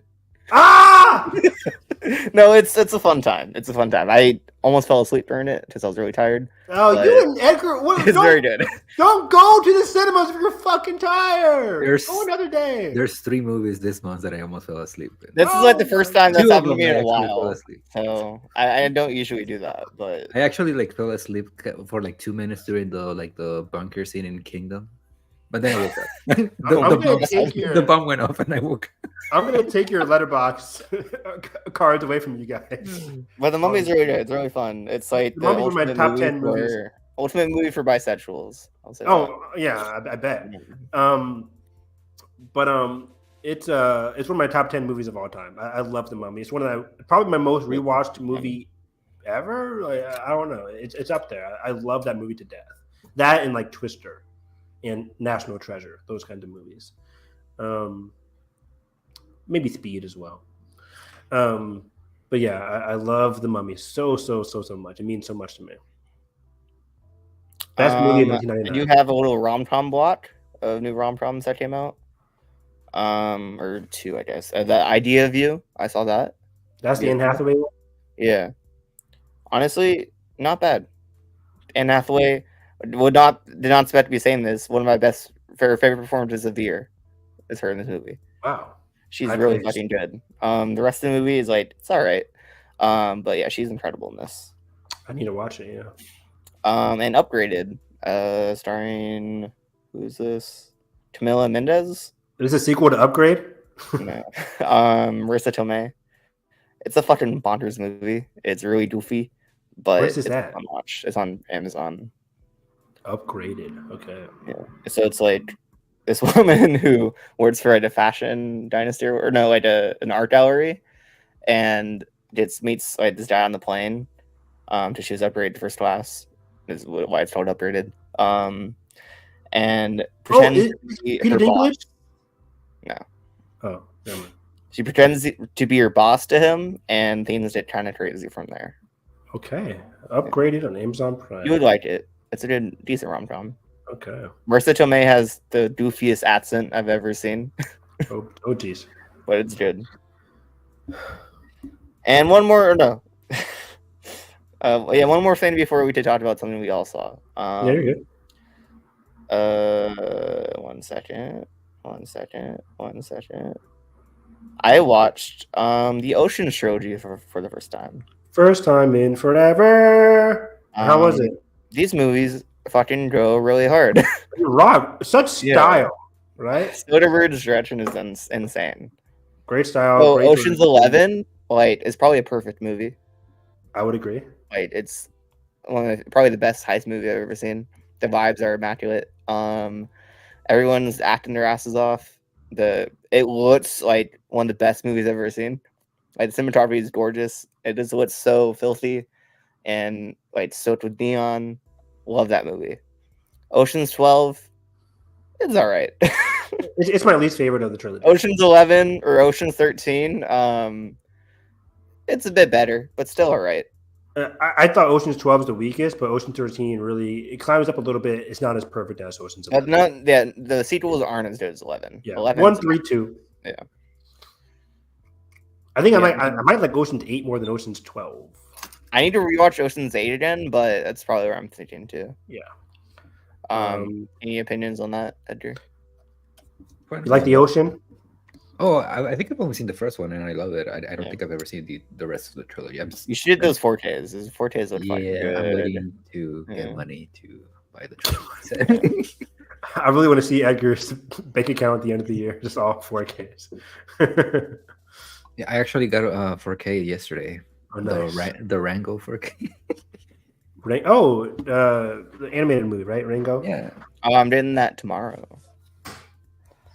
Yeah. I like that movie a lot. That'll be a fun commentary. I love that movie. It's great. It's great. I haven't seen it in a long time. When we used to be a proper country and let Gore Verbinski cook. Man, I miss you, Gore. Where you been? I mean, I didn't even see A Cure for Wellness. Maybe that was it. I know Carson loves that movie, doesn't he? I think so. Yeah. Yeah. Ocean's 11 is a masterpiece. Trying to think what else. I'll save another one for. There's a lot of movies that I see it. I saw Hitman early in a theater. Yeah. Pro movie, but we'll talk about it until. It's not playing in theaters. Fuck you, Netflix. Yeah. Fuck you, Netflix. Fuck you, Ted Brandos. I can't see that or not Promising Young Woman. The Daisy Ridley movie, Young Woman in the Sea. That's not playing near you? It's not playing anywhere near me. Oh, it's playing everywhere near me. Yeah, it's playing over here too. You guys live in LA. Yeah, but like it's playing like even smaller theaters here. Yeah. There's only one theater nearby me. Look, this is my Fandango. This is my Fandango. Nowhere to be seen. It's only playing at the orange one for me, like nearby. I'm not gonna go take a 40-minute drive to go to the Grove. Oh yeah. But all right, Evan, quick question. I need to talk about this real quick. Oh, okay. Yeah. So I watched for the first time The Strangers in preparation for Chapter 1. Okay. Came out.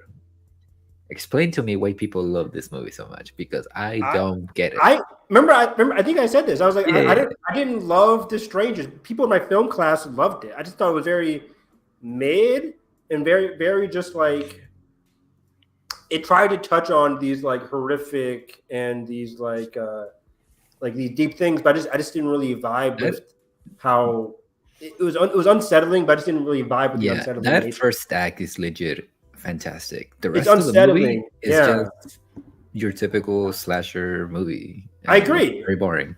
It turns boring really quickly. I didn't really. There's not much to dive into for me outside of that first act. You're right. It's unsettling. It's creepy. But I've seen better movies of those nature. Hush is a better version of this movie. Yes, Hush is great. Is that like a similar type of thing? What? What? Is that like an invasion movie? Yeah. Yeah. I know. I just know that trailer is fucking awful. Which For one? the new Such a one. messy eater. Oh, Chapter 1. Here's the thing. That movie is bad, but like, It's not as bad. no. Oh, it is bad. But like, it's just the same movie, just in the woods. It's literally the exact same movie. And they say the same line. Yeah, and but they say the it same line at the It end. has less sauce than the original. Yeah. So it's like The original didn't even have that sauce. yeah. Yeah. And I think that was the appealing. It's so hard to talk about how appealing the first Strangers was because it wasn't to me. But I think what other people loved about it was just how upfront it was about its premise. Yeah. Like it kind of horror fans reveled in the simplicity of it. But I just didn't really buy into it. I didn't. Speaking of simple horror movies in a violent nature, I didn't love it. Should I go see this or should I wait? I would watch it. I was trying to watch it yesterday, but I canceled. Here's the thing, surprisingly, like it's not a scary movie at all because everything happens from its POV, so like there's no real like shocking or jump scares in the movie.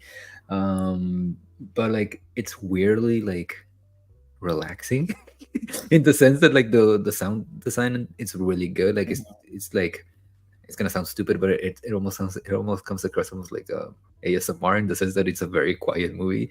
because I mean the character doesn't talk at all, and you're Mhm. just like watching him for like 90 minutes walking around the woods and killing these people. And again, like it's not scary, but it's a very cool experimental movie. I feel like it could have gone a little bit farther. It doesn't. There's a specific kill in the movie that got a really good reaction from everybody. But yeah, other than that, like it's a cool like experimental horror. But I don't know if I would rewatch this ever again. It kind of Okay. reminded me of how I felt with a Skinamarink, where I respect Mm, it, but I yeah, don't know that's if I fair. would. But I don't know if I would rewatch I it never again. watched it. Yeah. Yeah, And Stinray is something you like very just have to respect if you don't yeah, vibe with it. Because it's a cool premise, it's a cool idea, but it's just very like if you don't vibe with it, it's not for you. yeah. And another movie, I don't know. Have you guys talked about it? I saw the TV Glow. We have not talked about it. Yes, I that's what I saw was this. waiting for. Yeah, All right, Let's talk about that. before Furiosa. you guys go first. 'Cause Before Furiosa. I know Josh loved it. I thought it was fine. I thought it was really good. I didn't love it, but I appreciated it. I think I need a second viewing. Me too. I talked a lot about it with Nathan because I could understand the how do I explain it? I can understand the message of it all. I can understand the execution of it all, and I loved the monologue in like Act 2 or towards the end of Act 2, whatever. Their relationship was like the biggest thing that I was tracking, but I just didn't really grasp. What did I not grasp? Like I didn't really grasp the main character's arc and like what he was feeling in terms of like his connection with her and everything like that. And then because the first two acts made a lot of sense to me, but it then gets incredibly weird and abstract in the third act. And that's where it kind of lost me. So I appreciated it, a lot of it, but I just didn't really connect, or I didn't really connect with a lot of the themes, and I couldn't really track a lot of the themes like from point A to point B. Like I get the overall message, I get the execution of that we do message. spoilers But, here. We do spoilers. okay. Do you understand that it's a trans allegory? Well, yeah, but I didn't in terms of like even outside of that, like his whole arc in the movie, him like growing older, and It's about this guy who basically is how I perceived it, and I Okay. think how a lot of people do. It's like this guy who very much has these feelings of wanting to transition, but is scared to and doesn't end up doing it. And we see this perspective of this man who Lives with regret his whole life. exactly, he was a regret because he never gave in to these feelings and he never fully committed to being his true self.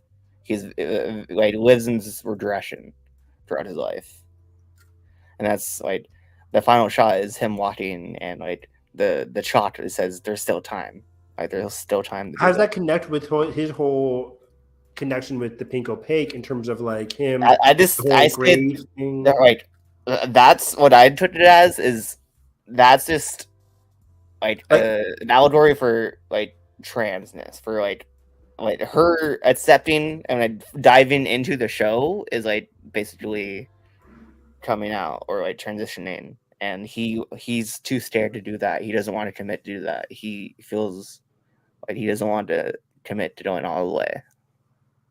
Okay. That's how I took it. And I think I watched a few interviews, and I think that's the wavelength I think is the right way. Because I think I heard about that going in. I knew that going in, but I didn't know, of course, all the intricacies. Of course, I didn't see the movie at that point. But when I watched the movie and I was like tracking his arc, I was tracking that theme, and how that relates to the Pink Opaque. That's where I kind of lost me, especially when he rewatches it and he says, I think if like, he "Oh, did a so that's rewatch, I think that once Did like he watch an rewatches it? interview or two, give it a rewatch. I think Okay. it could really, or you start to like, connect more. because he rewatches the film or the TV series, like, oh, so that's what it was really all about.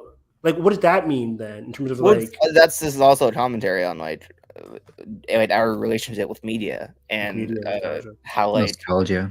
nostalgia, how we see things and how we remember them as kids. Like Also, I feel like he is. yeah. Also, part of how the way that he sees the show as an adult and how it changes. Yeah, It's also kind of talking on how he saw her when they were like younger, because she was like very like out there, like she was like almost like a scary being to him, because she constantly challenged him to like be like out there and be his true self, and that was scary to him. And maybe that's how he perceived the show, and that's how he remembered the show. So when once he rewatched the show, and he realizes that it wasn't scary at all, it was just this silly show that they talked about and connected with. He's like, that connects with his opinion of her. Yeah, maybe like this wasn't as hard to really accept this version of myself, or accept this like I don't know, like accept this viewpoints of my childhood, I guess. Okay. But like even beyond like the whole like trans allegories, I that moment to me, like it's just like reminded me of so many like things that I've seen and heard, like even music or TV shows, movies. It's very like where you're like you remember things. Yeah, you remember things a certain way, then you revisit them and you're like, oh, okay. It's not even a bad thing. It's just like, oh, like a moment of realization of like, oh, I'm an adult now. Yeah, like I absolutely adored this film. I think it really connected with me a lot. I was on the same wavelength with this throughout the whole thing. It's just what it's doing here, like what the themes it tackles are really important and really unique, and it's doing so like with the most style possible. Like Jane Schoenbrun's direction is unbelievable. They're such a talent, and like it's having to juggle that many concepts and themes while also pulling off something so unique and fresh and like the horror space is really interesting and really impressive. I agree. The direction was what really compelled me as well, in terms of like lingering on these conversations and all of its awkward writing too. Like just all the dialogue was just, it spoke so much.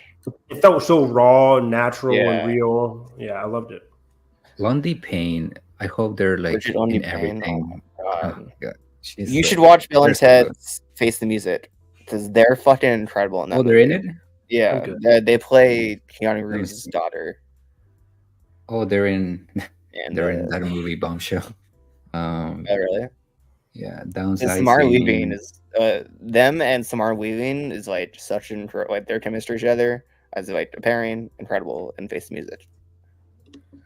I'll take your word for it. They're incredible here too. I'll take your word for it. I keep forgetting that Samara Weaving is in that movie too. It's so good. It's so good. Nathan's gonna force me to watch those Bill and Ted movies one day, and they're great. I don't feel the need, but why not? They're not my kind of movie. They're just fun and funny. I don't know. Yeah. Fun and funny. I'll spend my time doing something else. But maybe one of these days. What else? There's a lot of other shit. Last thoughts on I Saw TV Glow. Like this be a film I probably will never forget, and a lot of the images are to be like resonating with me for a long time. And yeah, it's really special. I can't wait to rewatch it. This was the second movie that I almost fell asleep on. I knew it was. I knew it. I mean, it made sense. It made sense, but still. Has anybody seen If? Can you hold that real quick? I did. It was fine. It was fine. What I was hoping for, and I said it here. It does a great job. Not great, but does an okay job of balancing the emotional moments with a lot of the comedic elements. It's a very childish and funny movie. Yeah. And the emotional moments are, they're there and they hit. But the movie just isn't paced well. And what I say by pacing for this movie, I just feel like it's very messy in terms of its structure. Like the world building is not defined at all. It's not defined, and it's not. And maybe that's part of the imagination. It's so not defined. But like, I was tracking her character. I think she's really good. The daughter in this movie, her name Kaylee Fleming. Yeah. She really sells the emotional and the funny bits. Especially the first act, I thought was like the best part about this movie. And John's great as her father. But for me, the movie disperses in the second and third act to go over to like different people and their imaginary friends. Like we're going to meet this person or meeting this person. I'm like, it really lost focus in the second and third act, and I kind of lost interest. And then it kind of goes back in the third act to go to Kaylee Fleming's arc with her mom and her dad. I kind of like the whole middle of this movie is just very messy, and not as emotionally fulfilling as I was expecting. And Yeah. the whole third act, because of that, the third act doesn't really hit for me. And the jokes at the end kind of didn't do it for me. But everybody in my theater started clapping at the end. So the families loved this. But Dude, for me- okay, so Eventually. I went to a screening for this, right? Oh, nice. And Oh, there was okay. like a family. There was like a family like to my left, but it wasn't just them. It was like a lot of people in my screening. People were fucking sobbing at the end of this movie. Like not even like like some like one person or two. There was like several people legit like like this, like, and I was like, whoa, like I mean, good for you, I guess. The movie hit for you, but I'm like, this is a movie that you're gonna be sobbing in. How is but yeah. Inu Straczynski's cinematography? Because I still cannot believe he's on this. Cinematography. Yeah, it's mid. all right. It's okay. It's all right. Yeah, it's not too Anderson special. C had like something on all these people. Yeah, to him. Yeah, How can you get Spielberg's DP on this? that's crazy. I mean, it looked fine. It didn't look bad. It just looked like a normal studio production. It didn't like wow Yeah. me. It The wasn't, effects like, were the good. worst movie I've seen this year, at least from a visual standpoint. It's what? It's not the worst visually Yeah. movie, you know. I agree. Yeah. I don't know. What is the worst visually? Mean Girls. England was good. I don't know what you guys talking about. There's some good camera work in that. Yeah. What are you talking about? Argyle probably. Yeah, probably Argyle. That might be it. That might be it. This Madam Web actually looks good. Yeah, it actually those Sony movies, I don't know how they do it. One more movie before we go to Furiosa to end us out. I saw Evil Does Not Exist from Oh shit! I need to watch this. Ryuzuki Hamaguchi. Yeah. I wrote a lot about this. This was a very interesting movie. It's a slow burn. Don't go in expecting, and I haven't seen Drive My Car yet. That's what Drive My Car is too. It's at the very like slow 3 hours, but it's okay. I became much more infatuated with his direction after seeing this movie. It has I don't even want to say much about it because I want people to experience what I experienced. But it's a very slow movie, but oddly compelling while we get into the lives of these characters, how they're feeling about this town, the struggles that arise because of an outside influence. And the way the title Evil Does Not Exist connects with what happens by the end of this movie. Extremely fascinating. It's one of the most like researched movies I've done. Like I was immediately going on Google being like, what do other people think about this ending? Because everybody else we're about that era. But everybody at the end of the theater just sat there like, oh, like it's one of those very interesting endings that took me by surprise, but I ended up appreciating later on as I got more and more perspectives, and it kind of shaped my own perspective. It's a very unique movie. It's not going to be for everybody, but I had a really good time with this. I was surprised because it took a while for me to get invested in these everyday mundane lives, but the more you get invested in these lives, the more you're hooked on it. These characters, their actions, and how these actions shape what happens at the end. So no spoilers, but I'm sad it left theaters because I really wanted to see oh my god, let me talk about that. So it came out, I don't know, it came out. I'm surprised it came out to you and Young Women in the Sea didn't. Dude, right? I don't know how that happened, but it came out on one Friday. I saw it. So it came out on Friday. I didn't see that Saturday, Sunday, and then I was going to go see it the following Friday. But I looked at my Fandango, and it was gone that Friday. So I had to go move it up to go see it Wednesday because it was gone 1 week later. Yeah, and then I got a week run in AMC, I think. I went to the theater. I was like, you guys are dropping this movie on Friday. They're like, yeah, we don't know why. I'm like, why?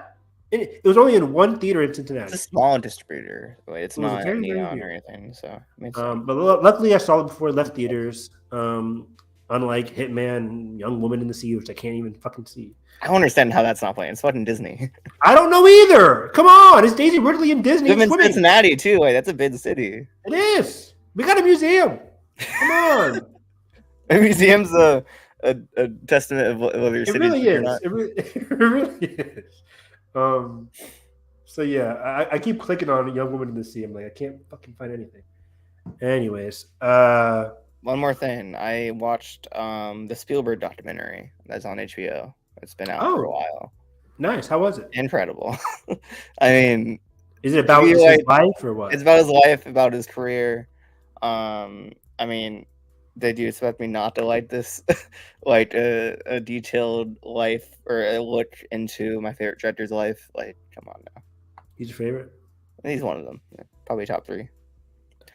Mount Rushmore, probably say him, Miyazaki, Seychelles, and Shazam.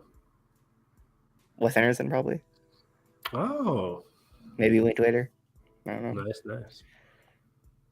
Maybe Jordan Peele. I don't know. It's a lot of people. You can get a top 20. Maybe this, maybe that. Maybe this. Yeah. But yeah, I love Spielberg and I love his movies, and I've heard of him. he's such a good guy. He seems like it.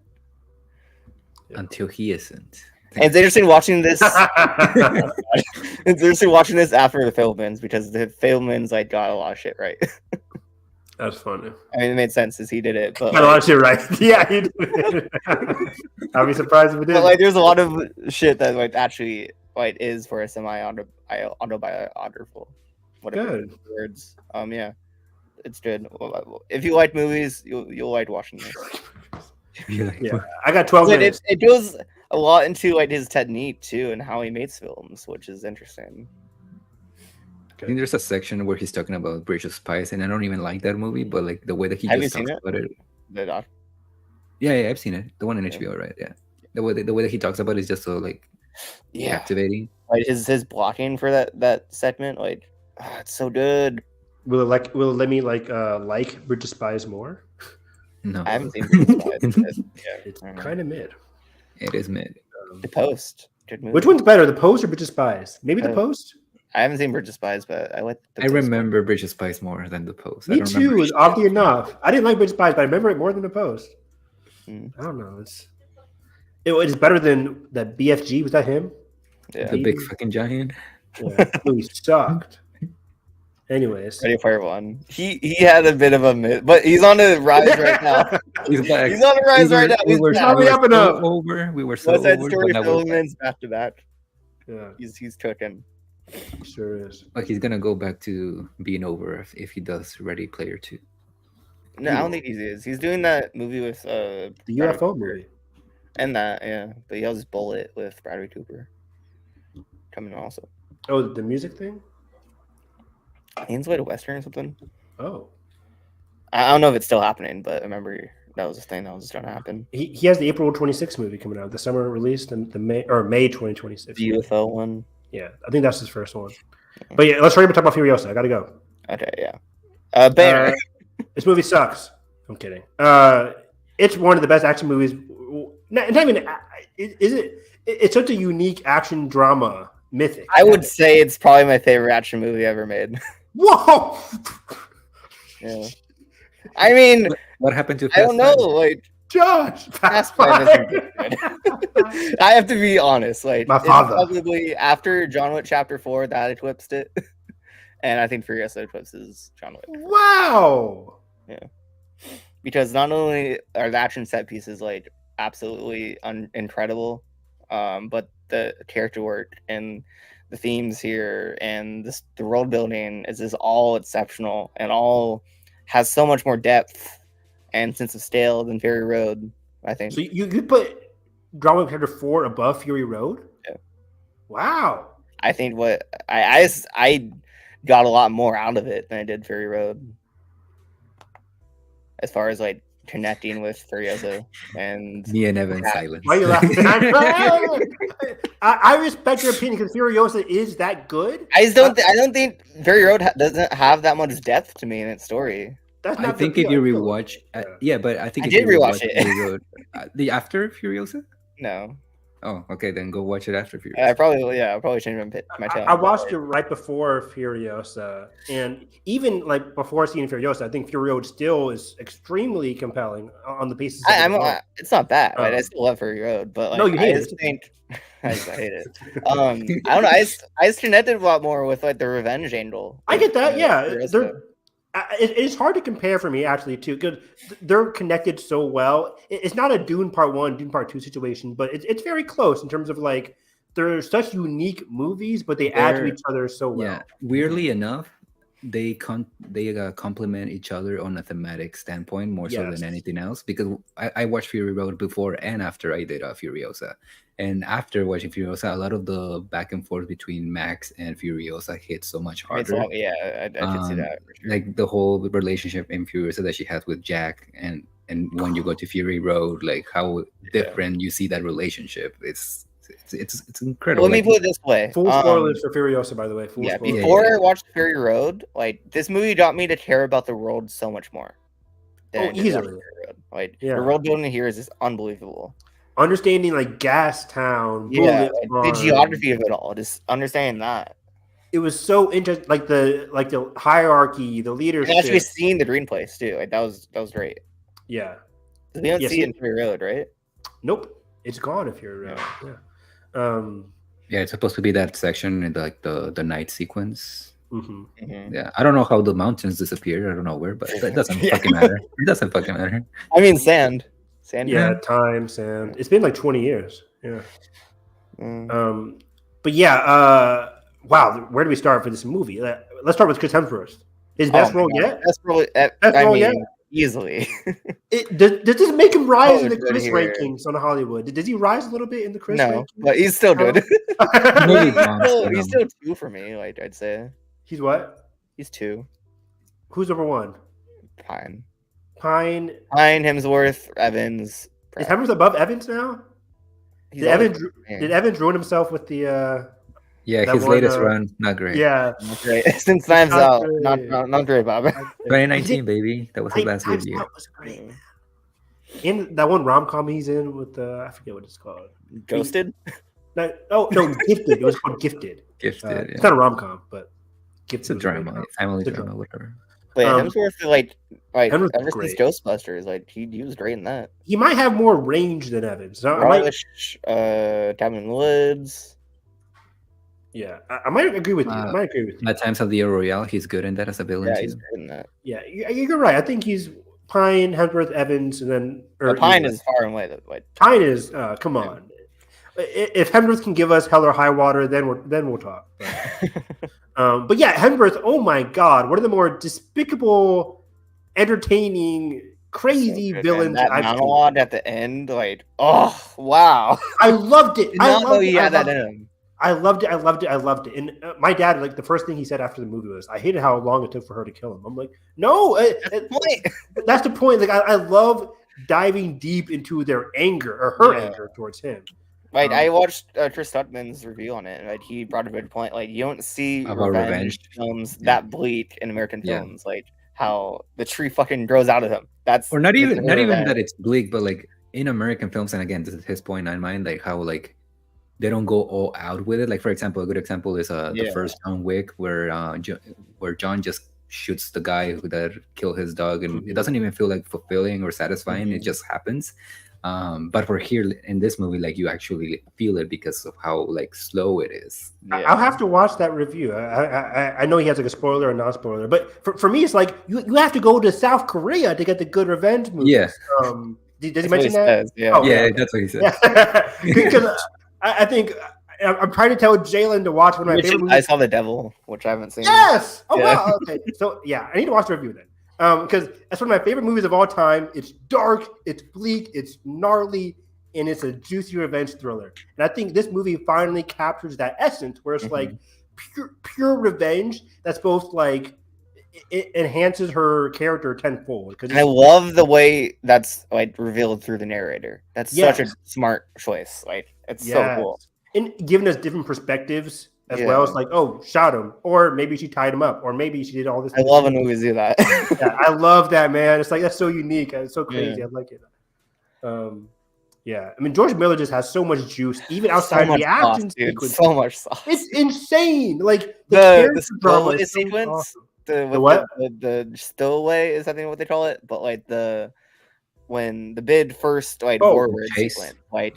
Best fucking action set piece I've ever seen. Is that one of the best? Like, it happens when you're sitting in a theater and you're witnessing magic on the silver screen. When the camera starts floating with the paragliders, like, oh my god! Oh my god! I mean, I tried to like being like this in the theater. I was going crazy. I was like, this Then And it kept going. Anything gets the bit tight. Yeah, it kept going too. I'm like, oh my! And at the same time, you're getting so guy much with the fucking radishes or whatever. And at the same time, you're getting so much delicious character work between her and Jack without even talking. They're not even talking to each other most of the time. That's also in the scene where they're at the bullet farm too. Like, Yeah. I watched his breakdown with it, like the anatomy of the scene or whatever. Like, he thinks that's a love or like a love story. Like just the way they just look at each other, and it's like that's his anatomy of the scene for each other, and that's how they see it. Yeah, that's awesome. It's so good, and that like the gunplay in that sequence is just unbelievable for someone who's known for car chases. Like, it's so good. I love this movie. I saw it twice last night. This movie rolls. Okay, I just added it to my watch later. I gotta watch that because it's one of my favorite scenes. I love that Jack character really took me by surprise. I didn't expect. Tom Burke, man, I'm so glad Tom Burke getting his bid due here. What else has he been in? He's been in the Souvenir movies. He was Orson Welles in Mank, which I thought he was a great Orson Welles. Speaking of falling asleep. But he's a great actor. I mean, I'll watch anything he's in now moving forward because he was excellent in this movie. So many surprise character revelations in this movie. Her mom, I know the whole internet's talking about it. What is it? Charlie Fraser. Incredible. Charlie Fraser. Excellent. Holy shit. This is her second role ever. How is that possible? I mean, she was the hot Australian in Anyone But You. Yeah, that's what I'm saying. Second role. Yeah. You need to watch that movie too now. Oh my god. No, you don't. It's all right. It's not good. You guys are really selling it. Thank you, guys. I mean, I liked it better than him. It's good, but like, it's not a good movie. Okay, it's on Netflix. It's good, but it's not good. He said. No, she's good in it. Oh, okay. But speaking of that, like Charlie was so amazing. The mom was so great. Anya doesn't appear until like 45 minutes into this movie. We get Kid Furiosa, incredible. Like, what a performance. Where do they find her? She's excellent. The base replacement with her, seamless. The what? Oh, like the transition. They did. No, is it CG or makeup? I think it's like a combination of both. Oh, interesting. Really? Yeah, like they kind of like make her look like Anya. Yeah, Anya. Whoa. So like, you can't tell. I wouldn't be able to tell. I need to see what she really looks like. Yeah. But she was great too. This movie takes so much risk in terms of, again, Anya Taylor-Joy is one of the biggest stars in Hollywood, and we don't see her for the first 40 minutes in a huge blockbuster like this, in a 2.5-hour movie. What, like 20 lines? Yeah, right? But she's so good in it. She becomes like the heart. I mean, she embodies Charlize Theron's Furiosa to a fucking T. That's what I'm trying to say. Yeah. When she says the line, "I need a car," it sounds exactly like fucking Charlize. Yeah. It's insane. I think it's funny how like everybody was complaining about the line thing when it's part of the plot that she can't talk. Oh yeah. Or else I don't know why people complain about that. Like Tom Hardy had so many lines in the first one or something. It's like or Mel Gibson for that matter in the Mel Gibson. Yeah, what's that one second Mad Max movie? But yeah, he hardly talks in that one. Some of my best action movies where they hardly ever talk, like Jason Bourne, Bourne Supremacy. He hardly talks. Even John Wick. Exactly. Come on, guys. But again, George Miller is so good at telling storytelling through the action, visual storytelling. Right? Thank you. Visual storytelling, because even in the soft character moments, sometimes they're not even speaking to each other. The scene on the like little alcove, the water in the Citadel, like where they're touching heads, like that's beautiful. Beautiful. I did not expect a good romance in this movie, and I walked away like peak. Mm-hmm. It was great. When they're like captured and like they're trying to face each other like that whole time. Dude, that is one of the most heartbreaking scenes, man. And getting her arm, that's how her arm gets ripped off. Fucking cool. I didn't even. I was so invested. Not only is it crushed by a fucking monster truck, but she rips it off to escape. Like she rips off to escape. That's cool. Gnarly. But I was so invested in this movie that I didn't even I wasn't even thinking about it. Yeah, totally. I was like, oh, that loses her arm. Yeah. Me too. I was like, oh wow, here it happened. I guess. Oh shit. It's so cool. And her relationship with Hemsworth's character, I'm forgetting, Dementis. Yeah. Much more like complex, elaborate than I was expecting. I don't know. I did that. Because like he looks at her as like, getting bits and pieces of his background makes him like really elevates his character in terms of like him kind of like epitomizing and symbolizing the true essence of like a dejected ruler within the wasteland. He's lost everything, and this is kind of like his not a coping mechanism, but this is who this is who he became because he lost everything. That's what I was like saying when there's so much more depth in this for me than for Fury Road is like that desperation of all these characters, like the hopelessness, like the way they dive into that, and how Furiosa and Dementis like are kind of like similar characters. Similar, they're of the same coin, kind of. And they go in different directions. That's what makes it so it's so fascinating, and just like the character relations through the dialogue, and this is so good. Like everything they do, like they talk to each other, like their lines, their dialogue in the third act, incredible, so interesting. Yeah, I'm so pleased with it. It is so much character, so many great character moments, so many great action moments. It's so mythic. The visuals are outstanding, outstanding visuals. I can't sing enough praises for this movie. The performances are amazing. I cannot wait to go see it again. I gotta go. If I didn't have the fucking school PD thing, I would have gone today. Yeah. Actually, I wouldn't have because I got a podcast today. But I would have went tomorrow. Wednesday. It was the right move to see it back to back because I wanted to see it in Dolby because the sound is fucking incredible in Dolby. Dolby twice. Yeah. Because like it's just so thumping and loud. Like the sound design is probably best of the year, and it's crazy saying that with Dune. But I think it's just so like more in your face here. Actually, no. Okay, wait. I don't know. They're both great. They're both great. Dune literally starts with the yeah, it's true. Yeah. But with the engines though, the sound of the engines. Yeah, I know what you mean. Ladies and gentlemen, like the thunder bike in the opening, like so good, so good. Oh, what do you guys think about that Mad Max scene? You think he helped her carry her to the fun nod, to the thing? Yeah, I don't think so. But I mean, I think it's cool. Like they leave it open for you to decide if you want to believe that or not. Yeah, I really want that next movie with him and his prequel, his background. Yeah, isn't it like him and Praetorian Jack, right? No, it's from my understanding of the history. On Letterboxd, Tom Burke is on the it's him and Tom Hardy. So I mean, you're literally Letterboxd. Yeah, I can change that when I get home. Yeah. So from my understanding, before Fury Road happened, he wanted to do the same thing that The Matrix did, where it was going to be a video game, the movie, and the anime, right? How does the video game connect? Because I know that does connect, right? Jay Furiosa. It's kind of canon, but it isn't. But like that video game, it's not the one that George wanted to make. It just has ideas of what he wanted to make, but essentially the original idea is make a movie of Max trying to protect this mother and her daughter, and the daughter is the kid that you keep seeing in Fury Road. Yeah, like you failed us, Max. Oh, okay. Yeah. It basically tells the story of what he was doing before Fury Road and how he failed that family to protect them. So yeah, that's cool. I really connected with that when my James were never to see it though, unfortunately. Yeah. I really connected with that on my Fury Road rewatch. I'm like, that girl shows up a lot in terms of you failed us, Max. Why'd you do that, Max? Why'd you leave us, Max? And it's really quick snippets, but we get so much of that. It really elevates his character. Also, I love like how like again this movie just makes Fury Road stronger. Like how like Max keeps like almost like trying to make Furiosa believe that there is no hope in the world, kind of how the Mentis is doing in this movie. Yeah, but like just like that subtle switch of Max of like, well, maybe there is in the third act, and it just like feels way more rewarding.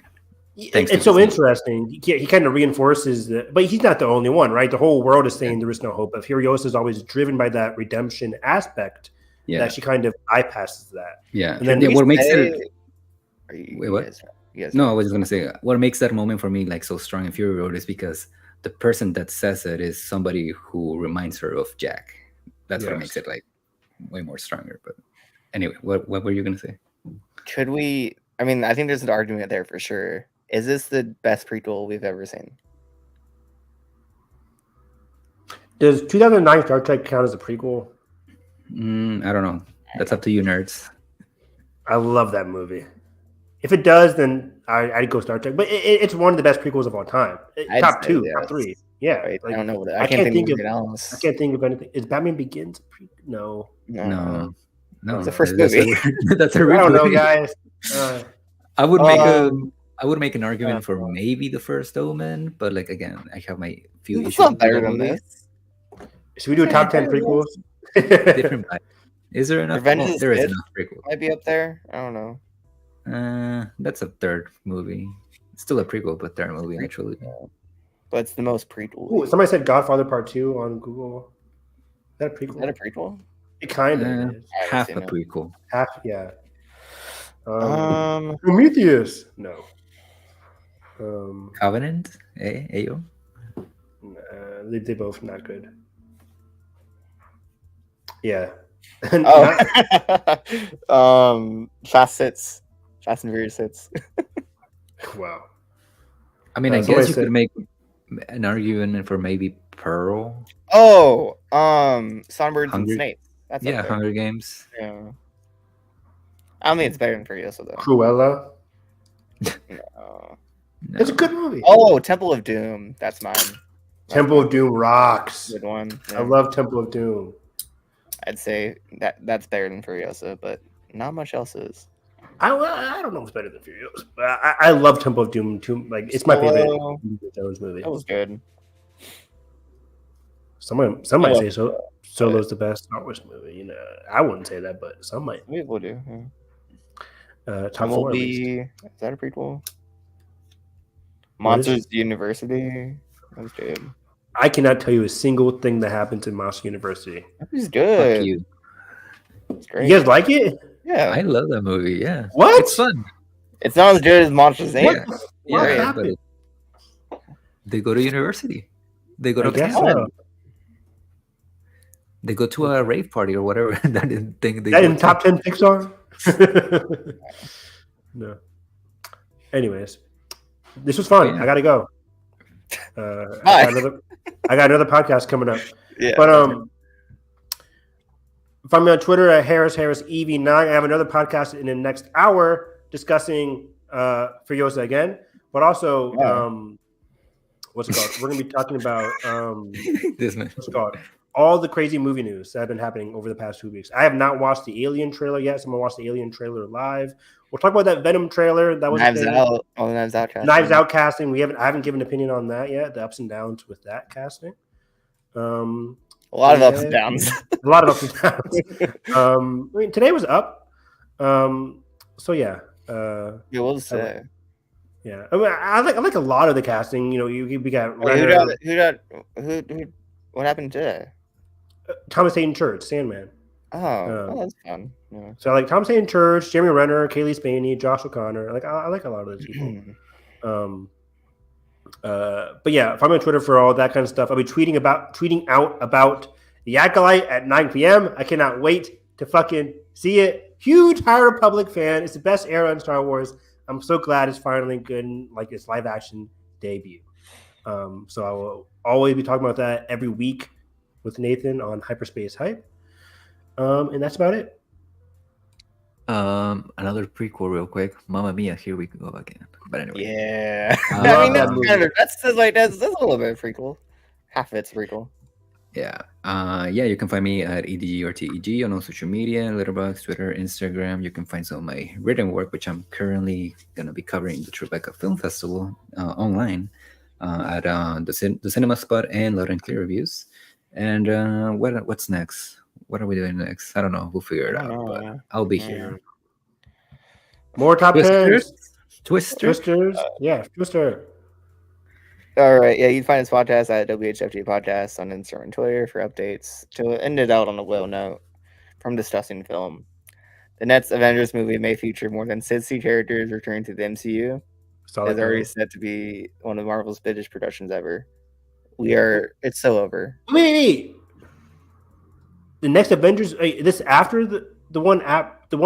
Is this Secret Wars or one before Secret Wars? Who knows? Ask I don't me. know. I don't think they know. Because I thought they were going to go more smaller scale with the next one before they do Secret That's Wars. what they said, or I thought they said. I want a smaller scale Avengers. Then I want 100 characters in Secret Wars. Do however many you want. But like, I don't know, man. Oh, we knew the next Avengers was going to be huge. I just didn't know. I wanted a smaller scale one before Secret Wars in 2028. Give me Age of Ultron. I keep forgetting that we're still dealing with the multiverse thing. But anyway, goodbye, everyone. Goodbye. Bye. No clip? What clip?